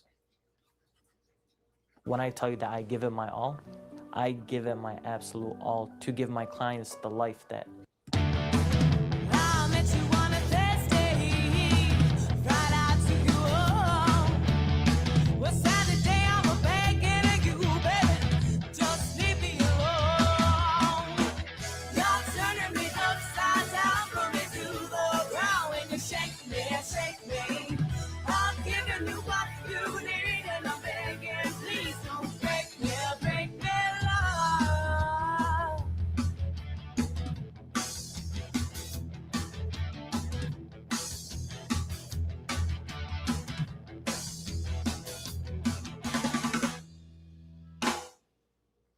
any idea how hard it was for me to pick out a game to review for Halloween? Because it was really hard, okay? Because I came to the realization that basically every single horror game ever made sucks. Think about it. How many good, scary games can you name off the top of your head? There's only been, what, like 10 ever? So I sat down and I made my own list. And, when Phantasmagoria 2 is in serious danger of breaking the top 10, this genre is pretty pathetic. There's my taco salad! There's it! And don't even fucking start with that Resident Evil. And Phantasmagoria 2 is a FMV point-and-click investigation game that features Skinamax actress Monique Parent, in case you want to know about the level of acting in that game. And this genre is pretty pathetic. There's my taco salad! There's it! And don't even fucking start with that Resident Evil crap, all right? That overrated 6-pack of diet scary shit. All I ever hear about that is, oh man, Resident Evil's such a great horror series. Like, when that dog crashed through the window, I think I've told you this before, and I even told it to Razor himself in a super chat years ago about how my introduction of Razor Fist was his Movie Bob video. When Movie Bob first got fired from The Escapist after, going into business for himself one too many times to rant about Gamergate instead of actually focus on what he's supposed to be reviewing. And I honestly had thought Razor Fist was just an alter ego of Spoonie. Loud, permanently angry, long-haired, skinny dude sitting in his bedroom surrounded by posters. I thought it was just an alter ego of Spoonie until I remember that, oh, wait, no, this guy is still producing new videos and it's 2015. So it can't be Spoonie. Drop my fudge. Fuck you. That's not horror. It's a jump scare. All Resident Evil ever did was jump scares. We've been over this. Jump scares are startling. They're loud noises right in your ear. They're not scary. Scariest part of Resident Evil was the inventory system, and the controls, and the fixed camera angles, and the voice acting. Having seen, even though I never played that first one, in retrospect, having seen, walkthroughs and Let's Plays and reviews of it, there are some, there's besides the voice acting, other things that really do take away the immersion of fear you're supposed to have in any survival horror game. Does include moments like the first time you see a zombie, that famous cutscene where you go into the one room and you just see this bald guy lunched over someone else, and then you turn around and you see it's a zombie eating on a corpse. And then after that cutscene's done playing, then it just cuts back to the regular gameplay, and completely without music, without sound, unceremoniously, you can just go and run out of the room immediately. That always unintentionally got me to laugh. That one from the first RE game, that cutscene when, if you play as Jill or Chris, you go when you first see the zombie, and then unceremoniously, no music, no nothing, you can just immediately walk away. Complete anticlimax to the first moment of seeing a monster in this survival horror game. Why did people like Resident Evil? I can name the good ones for you. Like I said, it's not a very long list. There's Penumbra and Amnesia: The Dark Descent, which are kind of in the same series, and they are scary as hell, man. Because not only are you completely unable to fight the monsters in any way, you can't even look at the fuckers for too long before literally getting so...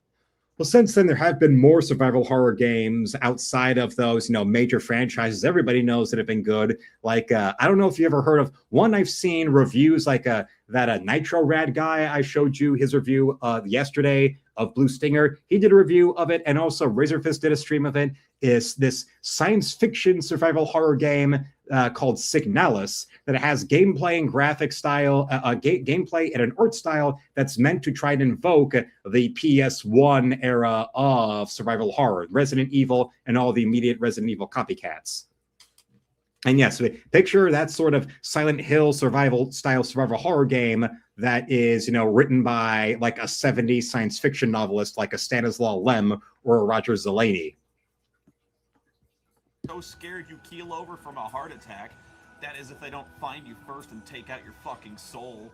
And then there's the Silent Hill series, of course, and they were all good up until about The Room. You are tearing me apart, Lisa! Hey, I liked it.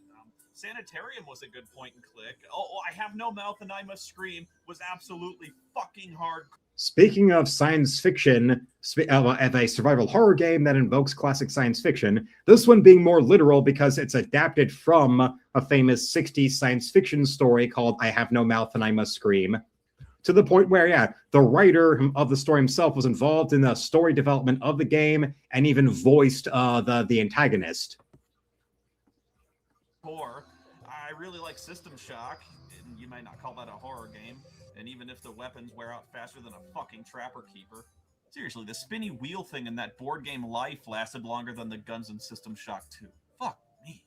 And lastly, there's Eternal Darkness: Sanity's Requiem for the GameCube, which is not only my favorite horror game, it's probably in the top 3 of my favorite games of all time. The story is this phenomenally good spin on the Cthulhu mythos. The camera is never once a problem, and how many horror games can you say that about? The controls are so smooth and effortless, you wonder why in the hell it seems so hard for other survival horror games to get it right even today. The combat is exciting. It's smooth. It's innovative. It adds the ability to target where you strike in melee. And melee is always the clunkiest and most suicidal thing to attempt in other survival horror games. So naturally, I've never seen anything close to it in any other game. And I have no fucking clue why they never made a sequel. God, I love this game. I'd have sex with it if my dick fit in the disc. And on the other end of the spectrum, the worst game I ever played. God damn it, Trapper Keepers were fucking worthless. Everyone had to have one, right? But within like a month, you just had this raggedy piece of shit with the cover falling off. You had to duct tape the shit out of it, and the Velcro didn't stick. And Well, to build on what Spoonie's saying right here, did any of you out there ever have a Trapper Keeper? I knew kids that had them, but I never had one. I just had regular binders and stuff like that. No Trapper Keeper. And I have seen the commercial for the Trapper Keeper when it first came out in the 80s. And, you know, it's funny to see how it features Aunt Becky from Full House back when she was still doing high school roles. Like, you know, appearing as a teenager in that commercial for Trapper Keeper, and also appearing in some 80s teen comedies or like teen movies of the week. A couple of them actually co-starring Keanu Reeves. There's one that you can find, I think it's still on Tubi, called The Night Before, which is basically that movie After Hours as a teen comedy that stars a pre-famed Keanu Reeves and Lori Loughlin as his prom date, who take a wrong turn and wind up trying to, you know, get through the worst part of the barrio and survive to get home. Forever says he isn't. Spoonie isn't wrong about Trapper Keepers. That 3-ring thingy was made out of fucking plastic, which stopped closing like immediately with the fucking pencil case. Oh God. I've started reviewing Trapper Keepers. It's okay. Anyway, the worst horror game I ever played, strangely enough, is on the Dreamcast. And for those of you few people who don't know what that is, a lot of retro game snobs from the 90s always love to say frequently that it's like the best console ever, even though the only game anyone ever played on it was fucking Soul Calibur. I have heard a few people really like Shenmue for some reason. But then again, I've heard some people really like the movie Prometheus, so... Maybe, you know, later on it's something to do with the weird Trapper Keeper-based episode of South Park, where Cartman has the super-duper Trapper Keeper that winds up being responsible for Skynet forming. It's a Dawson's Creek-themed Trapper Keeper, too. Whatever. At least they're having fun, right? I, on the other hand, get to sit here and play The Ring: Terror's Realm. It's a game based on a movie about a movie that kills you when you watch it. Kind of like Meet the Fockers, only the Ring death video is much shorter and funnier. I don't even know what you do with that. Like, how do you make a game based on The Ring? It's not exactly known for, like, being video gamey. How do you even do that? Well, okay, you could do, like, an adventure game where, like, you know, Gabriel Knight or Phantasmagoria, where, like, you run around and you solve puzzles and try to unravel the dark history of Sadako and stop her supernatural rampage. Actually, that sounds okay. You're not buying a second of this, are you? Okay. Let's get started and see how long it takes for them to fuck it up.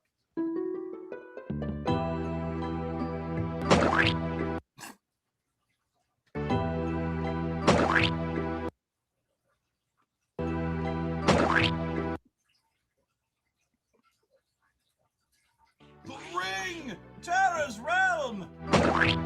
0 seconds! This game sucks in 0 seconds! From the instant you push the start button. That's impossible. That's just fucking impossible.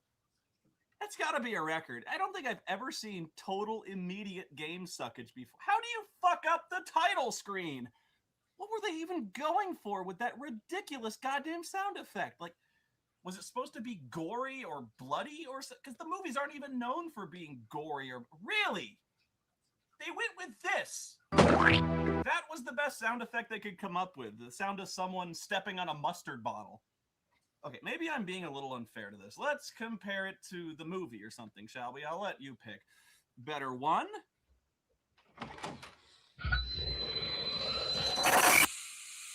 Or better two?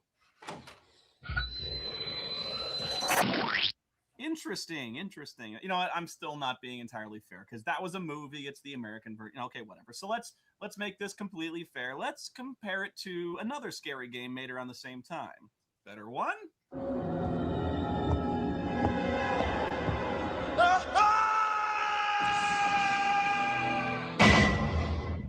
Resident Evil. Or better, too.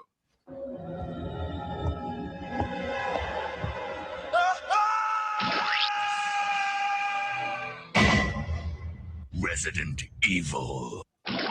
While I'm being completely fair, though, Resident Evil also had this. Joseph! No! Don't go! Oh, Jill, this house is dangerous. There are terrible demons. Ouch! You're wounded. Why did anyone like that game? If you can even believe it, once you get past the title screen, this game gets even dumber and fast. It opens up with this guy working at his computer when all of a sudden he gets the worst case of carpal tunnel syndrome ever documented.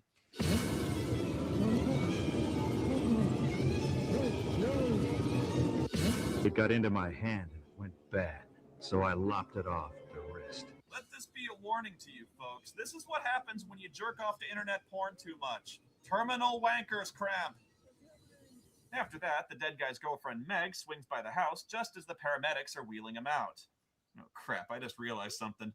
Japanese import game based on a lame horror movie franchise in a scene of tragedy and emotional anguish? Oh man, prepare for some of the worst voice acting you ever heard in your life. Robert? Yeah, and I think we're just gonna have to do it that way. And that's just a... Hey, miss. No, I'm sorry, you can't come in here. Holy shit, did that cop just headbutt her? No, I'm sorry, you can't come in He here. did! Who is this guy, Chris Brown? No, I'm sorry, you can't come in here. No! Oh yeah, I had that face too that one time I watched Lizard Lick Towing. No, I can't believe it's Robert. No. You okay, lady? No. You okay, lady?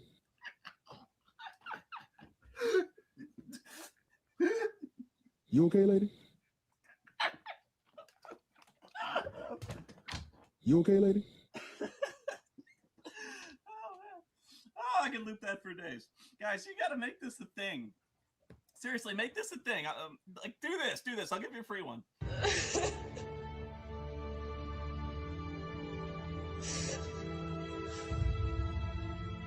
You okay, lady?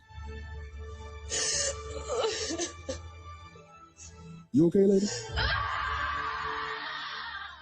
Okay, so bright and early the next day, Meg goes to her first day of work at Robert's old workplace, the Center for Disease Control. I am so not kidding. I'm still alive. I'll work for this company without you, Robert. I shouldn't mourn your death forever. Forever? It's the next day. Your boyfriend's dead and you didn't even ask for the day off? If I dropped an ice cream sandwich, I'd mourn it for longer than that. Right. Get tax expertise without hidden fees. Oh, Jesus Christ. Oh. What? Yeah, this music just fucking punches you right in the head out of nowhere. And it's about 10 times as loud as the dialogue. You better get used to it, too, because this music is just going to throw you in the corner and beat you on a constant loop through the entire first half of the game. Not to mention, it's completely inappropriate to the nothing that happens for like 3 hours you spend farting around the office. But first, allow me to describe Meg for you real fast. She's a vapid, demure bimbo who happily makes herself a doormat, repeatedly apologizing to everyone for making them worry and for being sad all the time, because that's totally her fault. Lady, you're not making them worry. You saw your boyfriend's bloated corpse being wheeled into the morgue last night. I think they'll cut you some slack. And besides, I mean, I can tell you're all kinds of broken up about it. No good comes from moping all the time. That's the spirit. Besides, I got his corner office. Whee! Woohoo! Yay! The only things Meg finds in Robert's office are a fax machine and his laptop. Jeez, this guy was boring, man. I mean, there's not even a single Dilbert strip pinned to the wall. You know what? Whatever, I don't care. She opens up the laptop and finds that it's still displaying the last file he was working on. The spooky file that...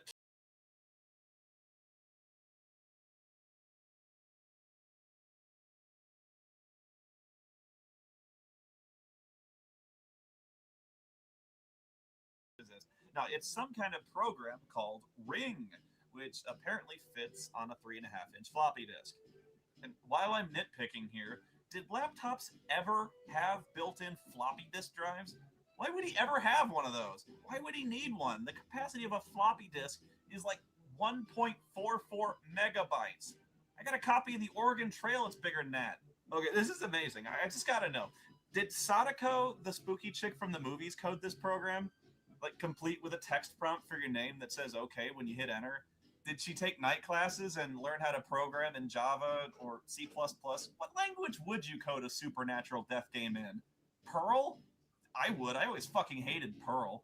Meg just types her name into the program, and somehow, in a way we never actually see, but I'm sure was really horrifying and cool, she awakens in some kind of dark alternate world encased in carbonite. She steps out. Really? Now she's in some kind of Solid Snake outfit and wearing the biggest fucking sunglasses in the world. She takes one look around and is like, I booted up a program called Ring on the computer. Anyway, I should investigate. What you? Does nothing faze this woman? Does nothing bother her about this situation at all? Lady, you've been sucked through your laptop, which, by the way, would have been a really cool thing to see. Sucked through your laptop, sent to a digital nether realm. You're now wearing this fucking stupid future commando outfit. You're inexplicably carrying a loaded firearm. You're wearing blue blockers in a dark room. And I must repeat this because this is the important part. You've been sucked through your laptop, and your only reaction is, eh. Well, after so many women in this modern day and age who professionally panic about everything, it's nice to see the other extreme of woman who's perpetually okay. Loving her crying face, well, that's nice. Although I wound up, torturing myself by giving myself all these feathers around her to draw, including ones to frame the page. So yeah, you go investigate, and you find this guy just chilling out here called Brigade Member. A brigade of what? But he's just sitting here, and he tells you there's monsters upstairs, and she needs to go kill them off.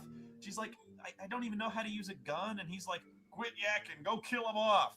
What, you got things to do, man? Yeah, you look really fucking busy here, you pussy. So, of course, Meg, who's a programmer or a secretary or a researcher, whatever, she's a non-combatant who admits she doesn't know how to use a gun, agrees to a stranger's request to go upstairs and kill someone for no explained reason. Because why not? So you go upstairs and find a can of healing jelly. Yes. Yes, because we are VR troopers, virtual reality.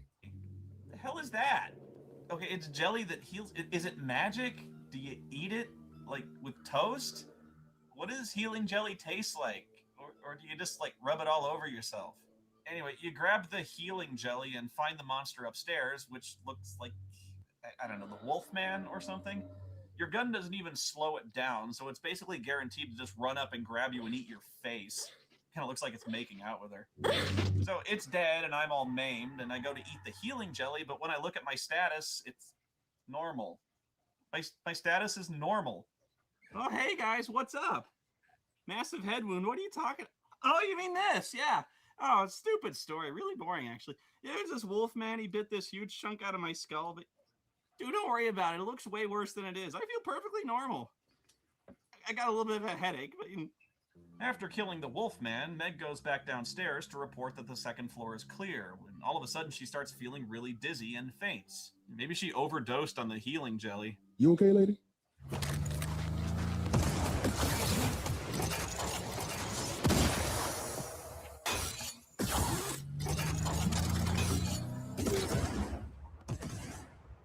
The General gives you a break to keep you covered. Yeah, whether it's on your car insurance Or taking a break from being the auto tune. Ah, stop doing that! Ugh. Meg wakes up in her chair, and now the laptop changes from showing the Ring program to dead in huge letters. And then 7 more days. Only 7 more days. Yeah, I guess the ghost has moved on from phone calls to instant messaging. Once you leave your office, you can save your game by using the radio outside. Because huge clunky radios are used all the time in the CDC, I'm sure. Who's she calling on the radio anyway? The save game radio station? Come on now! Really? Again? That's the radio noise. This game is just fucking with me. I could not make this shit up. Way to build an atmosphere of dread, guys. Hey, I know what that sound is. That's the sound of someone taking a chunky chili shit all over your wallet. Soon after waking up, Meg gets called up to the boss's office, and he says that because of all the weird deaths around here, the government's ordered a quarantine on the building and tells her that since it's her first day, she might as well get acquainted with the place, so she's got free roam of the facility. She might as well. I mean, it's either that or just die horribly of some supernatural bloating disease. Anyway, let's check out this building and see what... And the door's locked. Okay. Oh, and this door's locked. And this door's locked too. I've really got free access to this building. I can't even go downstairs? Free roam of the building, my ass. Thanks, Chief. I can't enter the control room. That was obvious. Well, I guess it's not fucking obvious since I don't even know what it's a control room for and why I'm not allowed inside even though I was just told I could. Turns out just about the only room I can go into is the ladies' bathroom. The ring! Terror's realm! Oh, hang on. I guess I can go into the men's room too. Ah! Whoa. Well, this is awkward. Yeah, you find a security guard in there, and he's like, "What the fuck are you doing in here, lady?" Meg explains that, oh, it's okay, because the chief told her to explore the building. I don't think the men's room was what he had in mind, you fucking ditz. What did you think was gonna be in there? Oh, but you'll be back. Several times, in fact. You have to explore the bathrooms, every single one of them, because the plot won't progress until you wander into the men's room like a dumbass. Oh my god, this music just never stops. I'm trying to take a piss and the music's making me all stressed out. You spend what feels like an eternity just running around the office looking for files until eventually you run into the only other two people who work in the CDC, this woman named Chris and Tina Turner.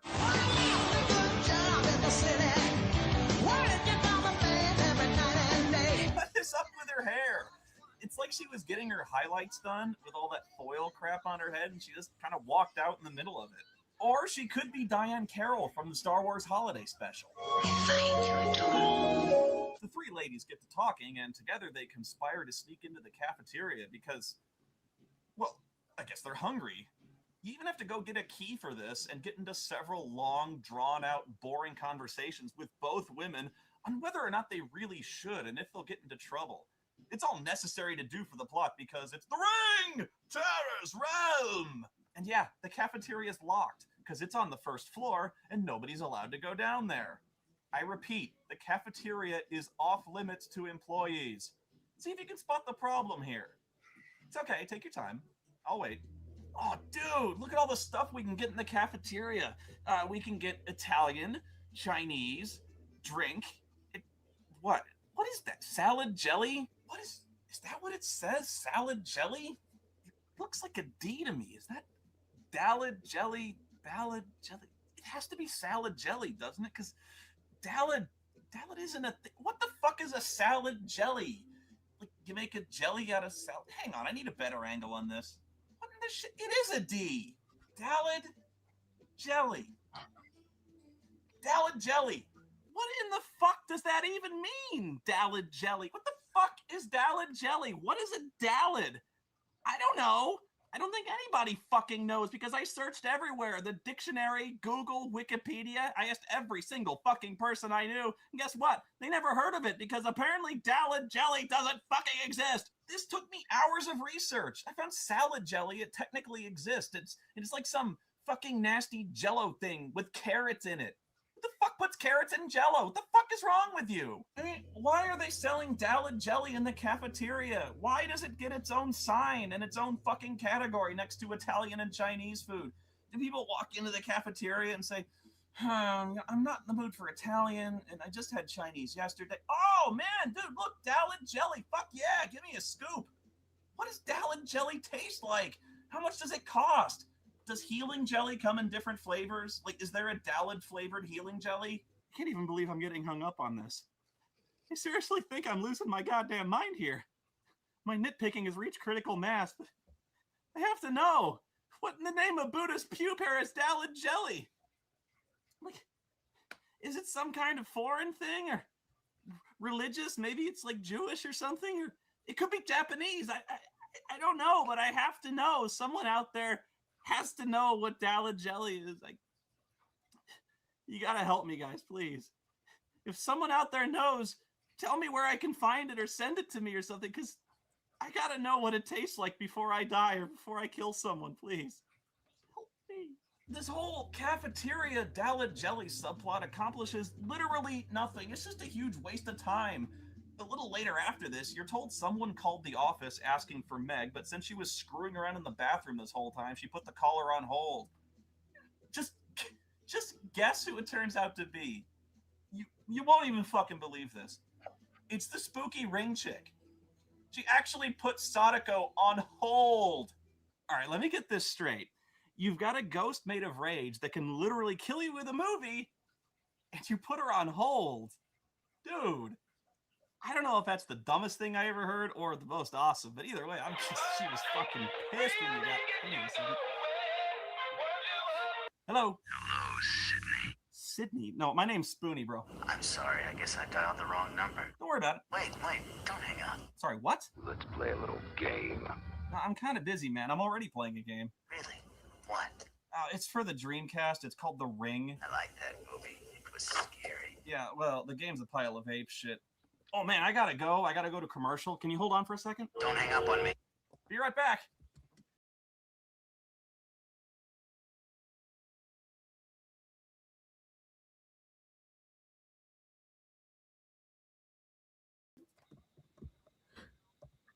No! No, I can't believe it's Robert. No. You okay, lady?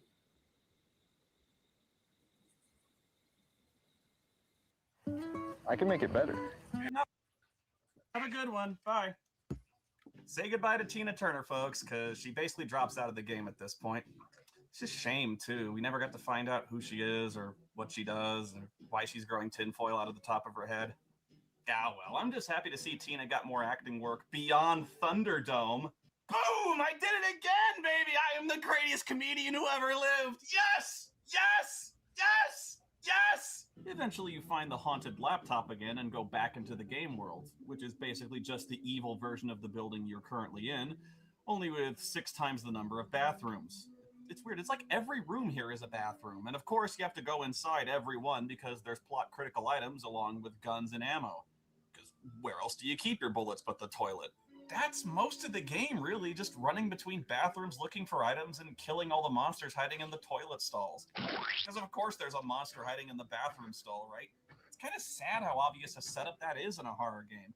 But it doesn't just happen one time. It happens in like every single bathroom where you kick down the door and there's a monster inside wiping his ass. After a while, I kind of started to sympathize with the monsters. I mean, let's say you're the monster. You're sitting in there trying to take a shit and all of a sudden some dumb bitch flings the door open waving a shotgun around. You fucking freak out, man. Who does that? Who's the real monster here? I ask you. It's real nice of the camera to stay fixed right on the fucking door instead of letting me see what's in the room. So the only way I can see the monsters who want to rip my goddamn face off is to run directly into them. I also like how Meg, this computer jockey who weighs 95 pounds tops, is now just casually blowing monsters away, firing a pump-action shotgun from the hip. She's not even stressed out that she's battling the legions of hell. If anything, she seems bored. And I can't see anything. I know survival horror games basically Sounds like Scarlett Johansson in an action role, doesn't it? have to be dark, but come on! Combined with the shitty camera angles, most of the time you're shooting at targets off camera in pitch blackness. This shit is darker than the Cinema Snob's old reviews. Now, the game gives you a flashlight right away, and what a flashlight it fucking is. It only lights up, at best, like 2 feet around you. My cell phone puts out more light than this fucking thing. Maybe it would show more if you could point it anywhere but straight down at your fucking feet. So I had this idea, right? Maybe I could see more if I switched to first-person view and see where the light is shining. Oh, beautiful. Fucking fantastic. So glad I have this fucking thing. Plus, you have to keep shoving batteries into it because, as we all know, flashlight batteries in the real world only last 4, maybe 5 minutes. You know what really doesn't help when you're walking around a building with no lights on and pitch blackness carrying a flashlight that doesn't fucking work? Wearing sunglasses! I kind of liked it your way, how you shyly placed your eyes on me. Look at this! Or rather, look at nothing. They actually actually included a dialogue scene where I'm talking to someone I can't see, complete with close-ups of the guy I can't see. Brilliant. He even sends you out to repair the generator to fix the lights. So you go off to kill the monster that carries the generator key and... That was the only sound effect you guys had, wasn't it? You know, I've always loved how in most survival horror games, in the middle of getting torn apart by zombies or demons or whatever the fuck this is, you can just hit the inventory button at any time to immediately freeze the space-time continuum and just do anything you want. You can mix herbs, change your readied weapon, eat your healing jelly, do your taxes, and of course, reload your guns. And the reload happens instantaneously, right? In fact, I've seen several games that flat out tell you to reload in the menu because it saves you reloading time if you run dry in the middle of combat. What godlike powers permit you to fully reload a shotgun in the space between nanoseconds of real time? I don't know, it's just always been funny to me. This is the monkey with the key? That's supposed to be a monkey? That's one chunky fucking monkey. What does a demon monkey need with a key to the generator room? Why would it have that when it's not wearing any clothes? Where did it keep the thing, up its ass? Whatever, let's just fix the generator. The power in the lab has been restored. Oh yeah, I can tell this made a big fucking difference. Time well spent. Fuck this game. Oh good, another bathroom. Oh my god, there is a monster inside this bathroom. Ah. Then there's the other bathroom right across the hall with another monster inside the toilet stall. Is this all the designers could come up with? The moral of Jaws was don't go in the water, and the moral of The Ring is don't go in the bathroom. Is the ring meant to be the shit scum ring on the toilet? Back in the real world, you learn that the chief has somehow stolen Sadako's body, autopsied it, and developed a virus that he plans to use to wipe out the entire world because no reason. He's evil. What do you want? One wonders why he's even going to all this trouble when A, Sadako would probably help you destroy all life on Earth if you just asked her, and B, you already have the death video. We've already figured out how to kill everyone on Earth with a video, haven't we? Just put it on TV like this. If it goes out, it means the death of millions of people, everyone watching. Don't you understand that? Stop it! Stop it! Stop it! No virus has ever been this powerful. You can't make fun of magic in Asia. Yeah, Asian magic is so lame. Hey, I got a joke about it. Name a famous Asian magician. Trick question, because they don't exist. Hey, Asia, Chris Angel called. Actually, no, he didn't, because your magic is so stupid. Sick burn! The chief has Sadako's body in a secret underground lab full of patients he's been testing the virus on. A side effect of the virus is that it makes everyone cast shadows that look like the Grimace. A bunch of them are kept in the breeding room. I would not want to go into a place marked breeding room, but that's just me. You start talking to the patients, who are all crazy, when suddenly they collapse, screaming in pain. And before you know it, way before you know it, bam, they've turned into monsters. Come on, lame. This is such a cop-out. You can't do that. You can't change a man into a slavering monkey monster between edits instantaneously. It's just cheating. What?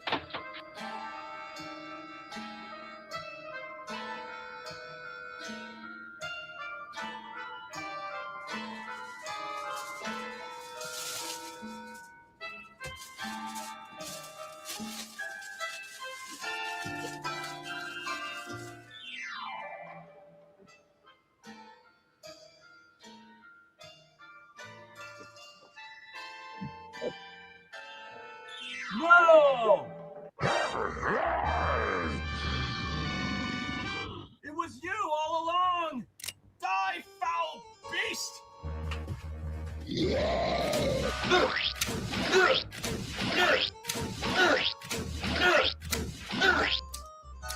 Shit, time out! Hang on, I gotta reload, okay?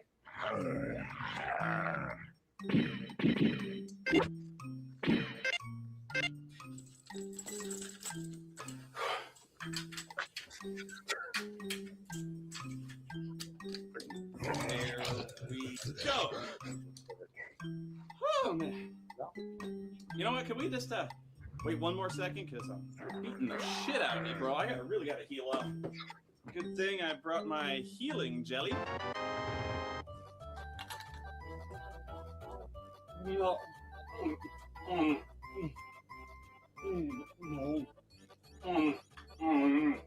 Oh, that's good. feels so much better. Okay, bro. Time in! Yeah. Back in the ring world, Meg meets up with the brigade member we can't see again. Who is this guy, and why is he in the computer world? Why does Meg just blindly follow this douchebag's orders, and why does he not do anything to help? Yeah, I'd go with you, but I just Yes, it is. That is the Blade Runner gun. woke up. I'm no good before I have some coffee. He tells you that to open one of the doors around here, you need a grenade launcher. And it just so happens you can find grenades for the launcher in the refrigerator in the fucking kitchen. Huh. I guess that is a smarter place to put them. I've been keeping mine in the stove. Should probably move them. Of course, you also get an assault rifle to round out the armory. Wow. Doesn't that just sound like a high-caliber rifle? You found napalm bombs! Oh, this is good. Yeah, I like this. Meg with incendiary chemical bombs. I got a good feeling about this one. Eventually, you run into Sadako's mother down here. I think. Kind of. Shut up. I can't tell. I mean, I guess I was thrown by the fact this girl is obviously like 8 years old. I mean, this game is so poorly translated. Who the fuck knows, right? She says something about like magic powers and destiny and reincarnation and the fact that this is the Matrix, so anything is possible. It's just impossible to make any kind of sense of this bullshit. Well, whoever it is tells you that the chief has a vaccine for the virus, which Meg needs to get from Sadako's body. But then she reveals the horrifying and incredible secret of Terra's realm.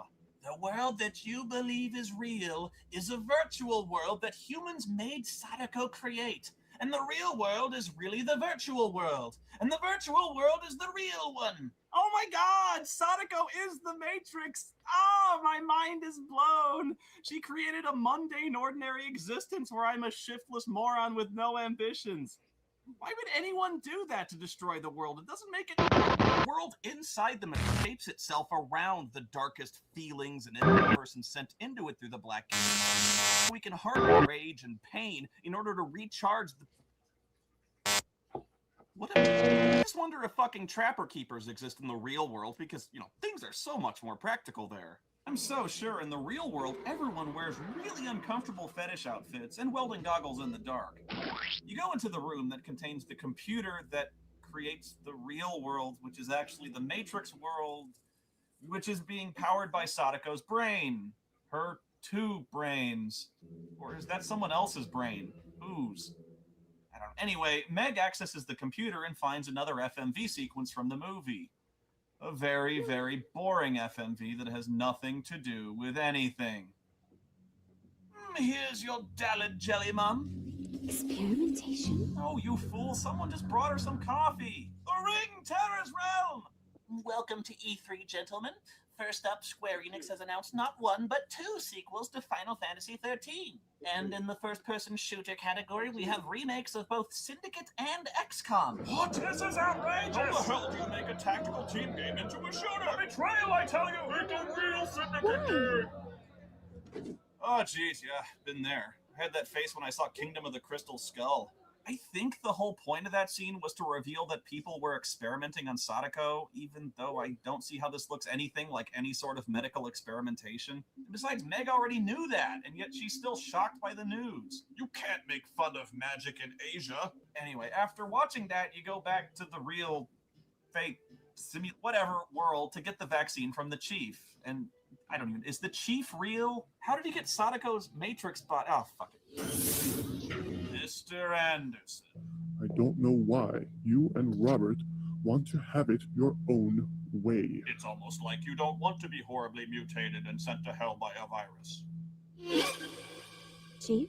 And that's impossible! The guy we always thought from the beginning was a bad guy because all the clues we found in the game that said he was a bad guy, and he turned out to be the bad guy? Just another effort. One more step and the work is over. I'll be the one who controls the virus. Virus, what?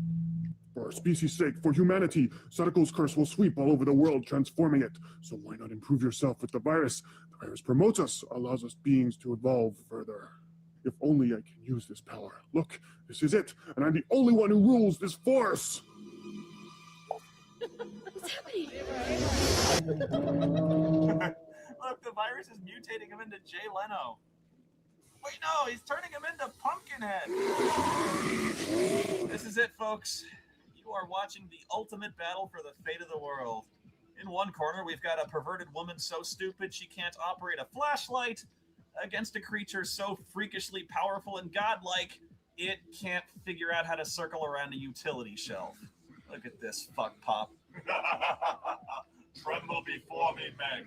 Witness the ultimate power I wield. I have evolved far beyond mortal comprehension. Your feeble human shelving unit cannot hope to withstand my ultimate power forever. Ow! Ow, fuck, man, that's really starting to hurt me. Ow! Ah! Fuck! Damn you, Meg! Damn you and your shelves! Well, I don't know about you guys, but that was everything I'd hoped it would be. So after that, whatever that was, you find Sadako's body in the lab next door, which is perfectly preserved, by the way, frozen in a pod thingy. It's also wearing clothes because corpses being autopsied for their magic viruses are often frozen in their casual wear. You know, neither one of these girls look anything like Sadako. I guess we're just supposed to take the game's word for it. Meg opens the pod and lets Sadako out, and if you know anything about anything, you can probably see that even for Meg, this ranks down there as one of the dumbest things she's ever done, just under using Nair on her pubes. Sadako's understandably just a touch pissed off and floats off to the roof to do things. Things made of anger, though. It's a good thing that even though Sadako can turn incorporeal and float through solid matter, her secret weakness is small caliber firearms. Yeah, this fight isn't much more dignified than the last one, is it? She just kind of bunny hops towards you and runs directly into your gun barrel. The best part is that she attacks by whipping her hair at you. Yeah, her primary attack is headbanging. Oh, come on! This doesn't warrant the squishy sound? She's sitting Once you beat down. her first phase, she turns into birds and attacks that way, because birds are another well-known element of the ring. You know, if this is the extent of Sadako's power, turning into a few crows, I think the world can handle it. Once you knock her out, she stops being evil for a few minutes and gives you the vaccine for the virus, which makes everything better. Except you find out immediately afterwards that there's widespread rioting over the slow distribution of the drug and many more people are dying. So thank goodness we've returned to the real world. It's so much nicer here than in Terror's realm with its god-awful sunlight and plants and fresh air and working plumbing. I even had a job there and there was electricity and it wasn't being attacked by 6-foot monkeys. Oh God, it was horrible. Terror's realm my ass. Between the shitty voice acting, the boneheaded English localization, the fucking hilarious sound effects, hell, even the complete lack of jump scares make this game impossible to take seriously, let alone be scared of it. Pick things out of my fucking ears scarier in this game. Sprayed taco dumps in the toilet bowl that made scarier sound effects than... You want to see something scary? I'll review something fucking scary. Remember that review I did a long time ago based on John Carpenter's The Thing game? Yeah, well, what about that fucking insipid remake where Steven Seagal fights How many fucking Pumpkinhead movies are they gonna... Speaking of toilet bowl...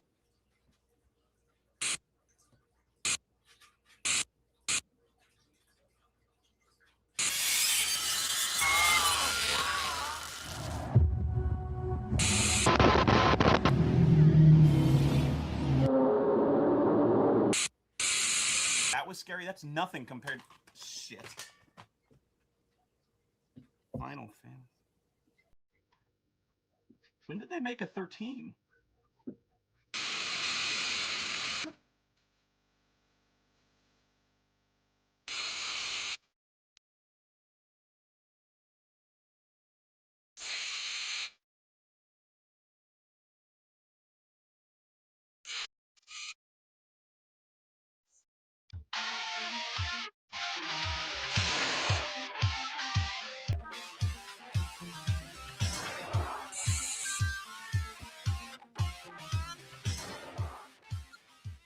Well, don't worry. You will be with Robert very soon. In 24 hours, you'll be totally overtaken by the test virus. Before you die, you may help me to prove that I've got Sadako's force under my control. You bastard!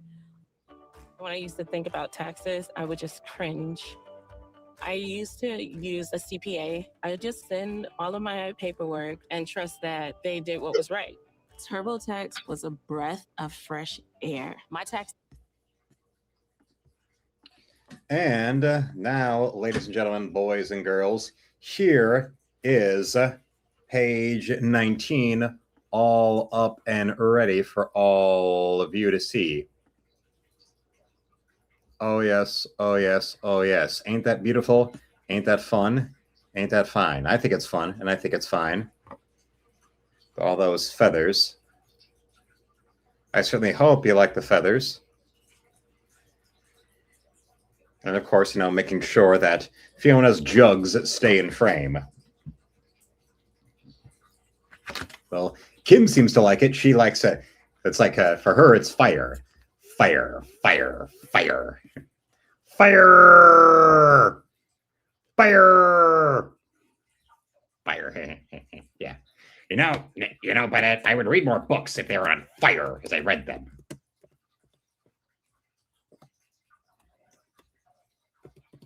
Fire, fire, fire.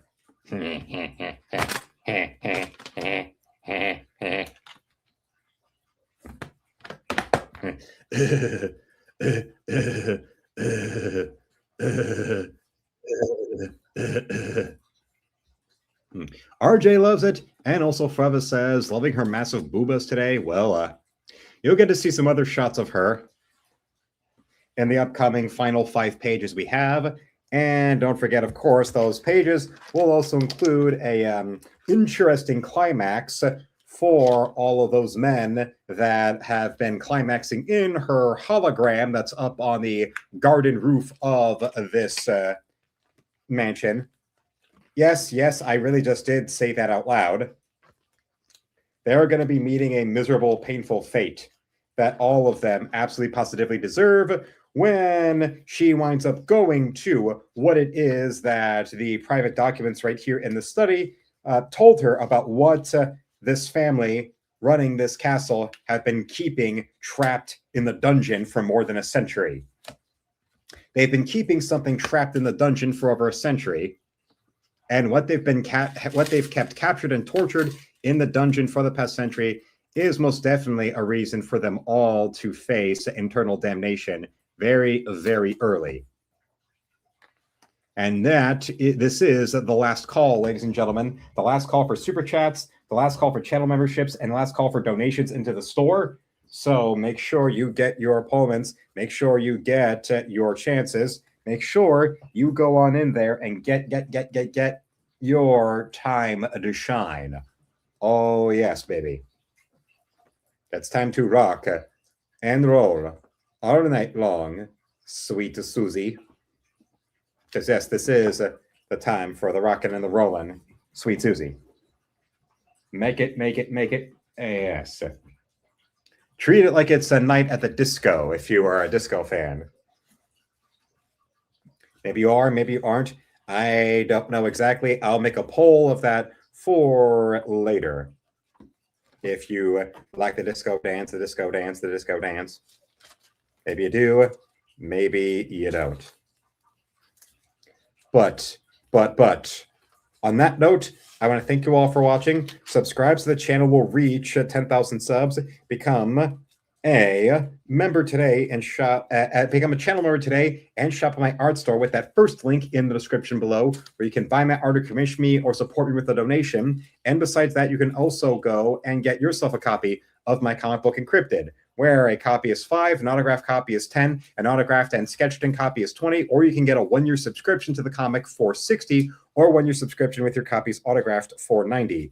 So do not forget about tomorrow. I will have new shorts at 5 p.m. Eastern, 5:30 and 6.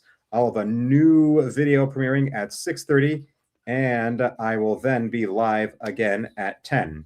So until then, felines, slam it, lick it, suck it, and see you, Space Cow.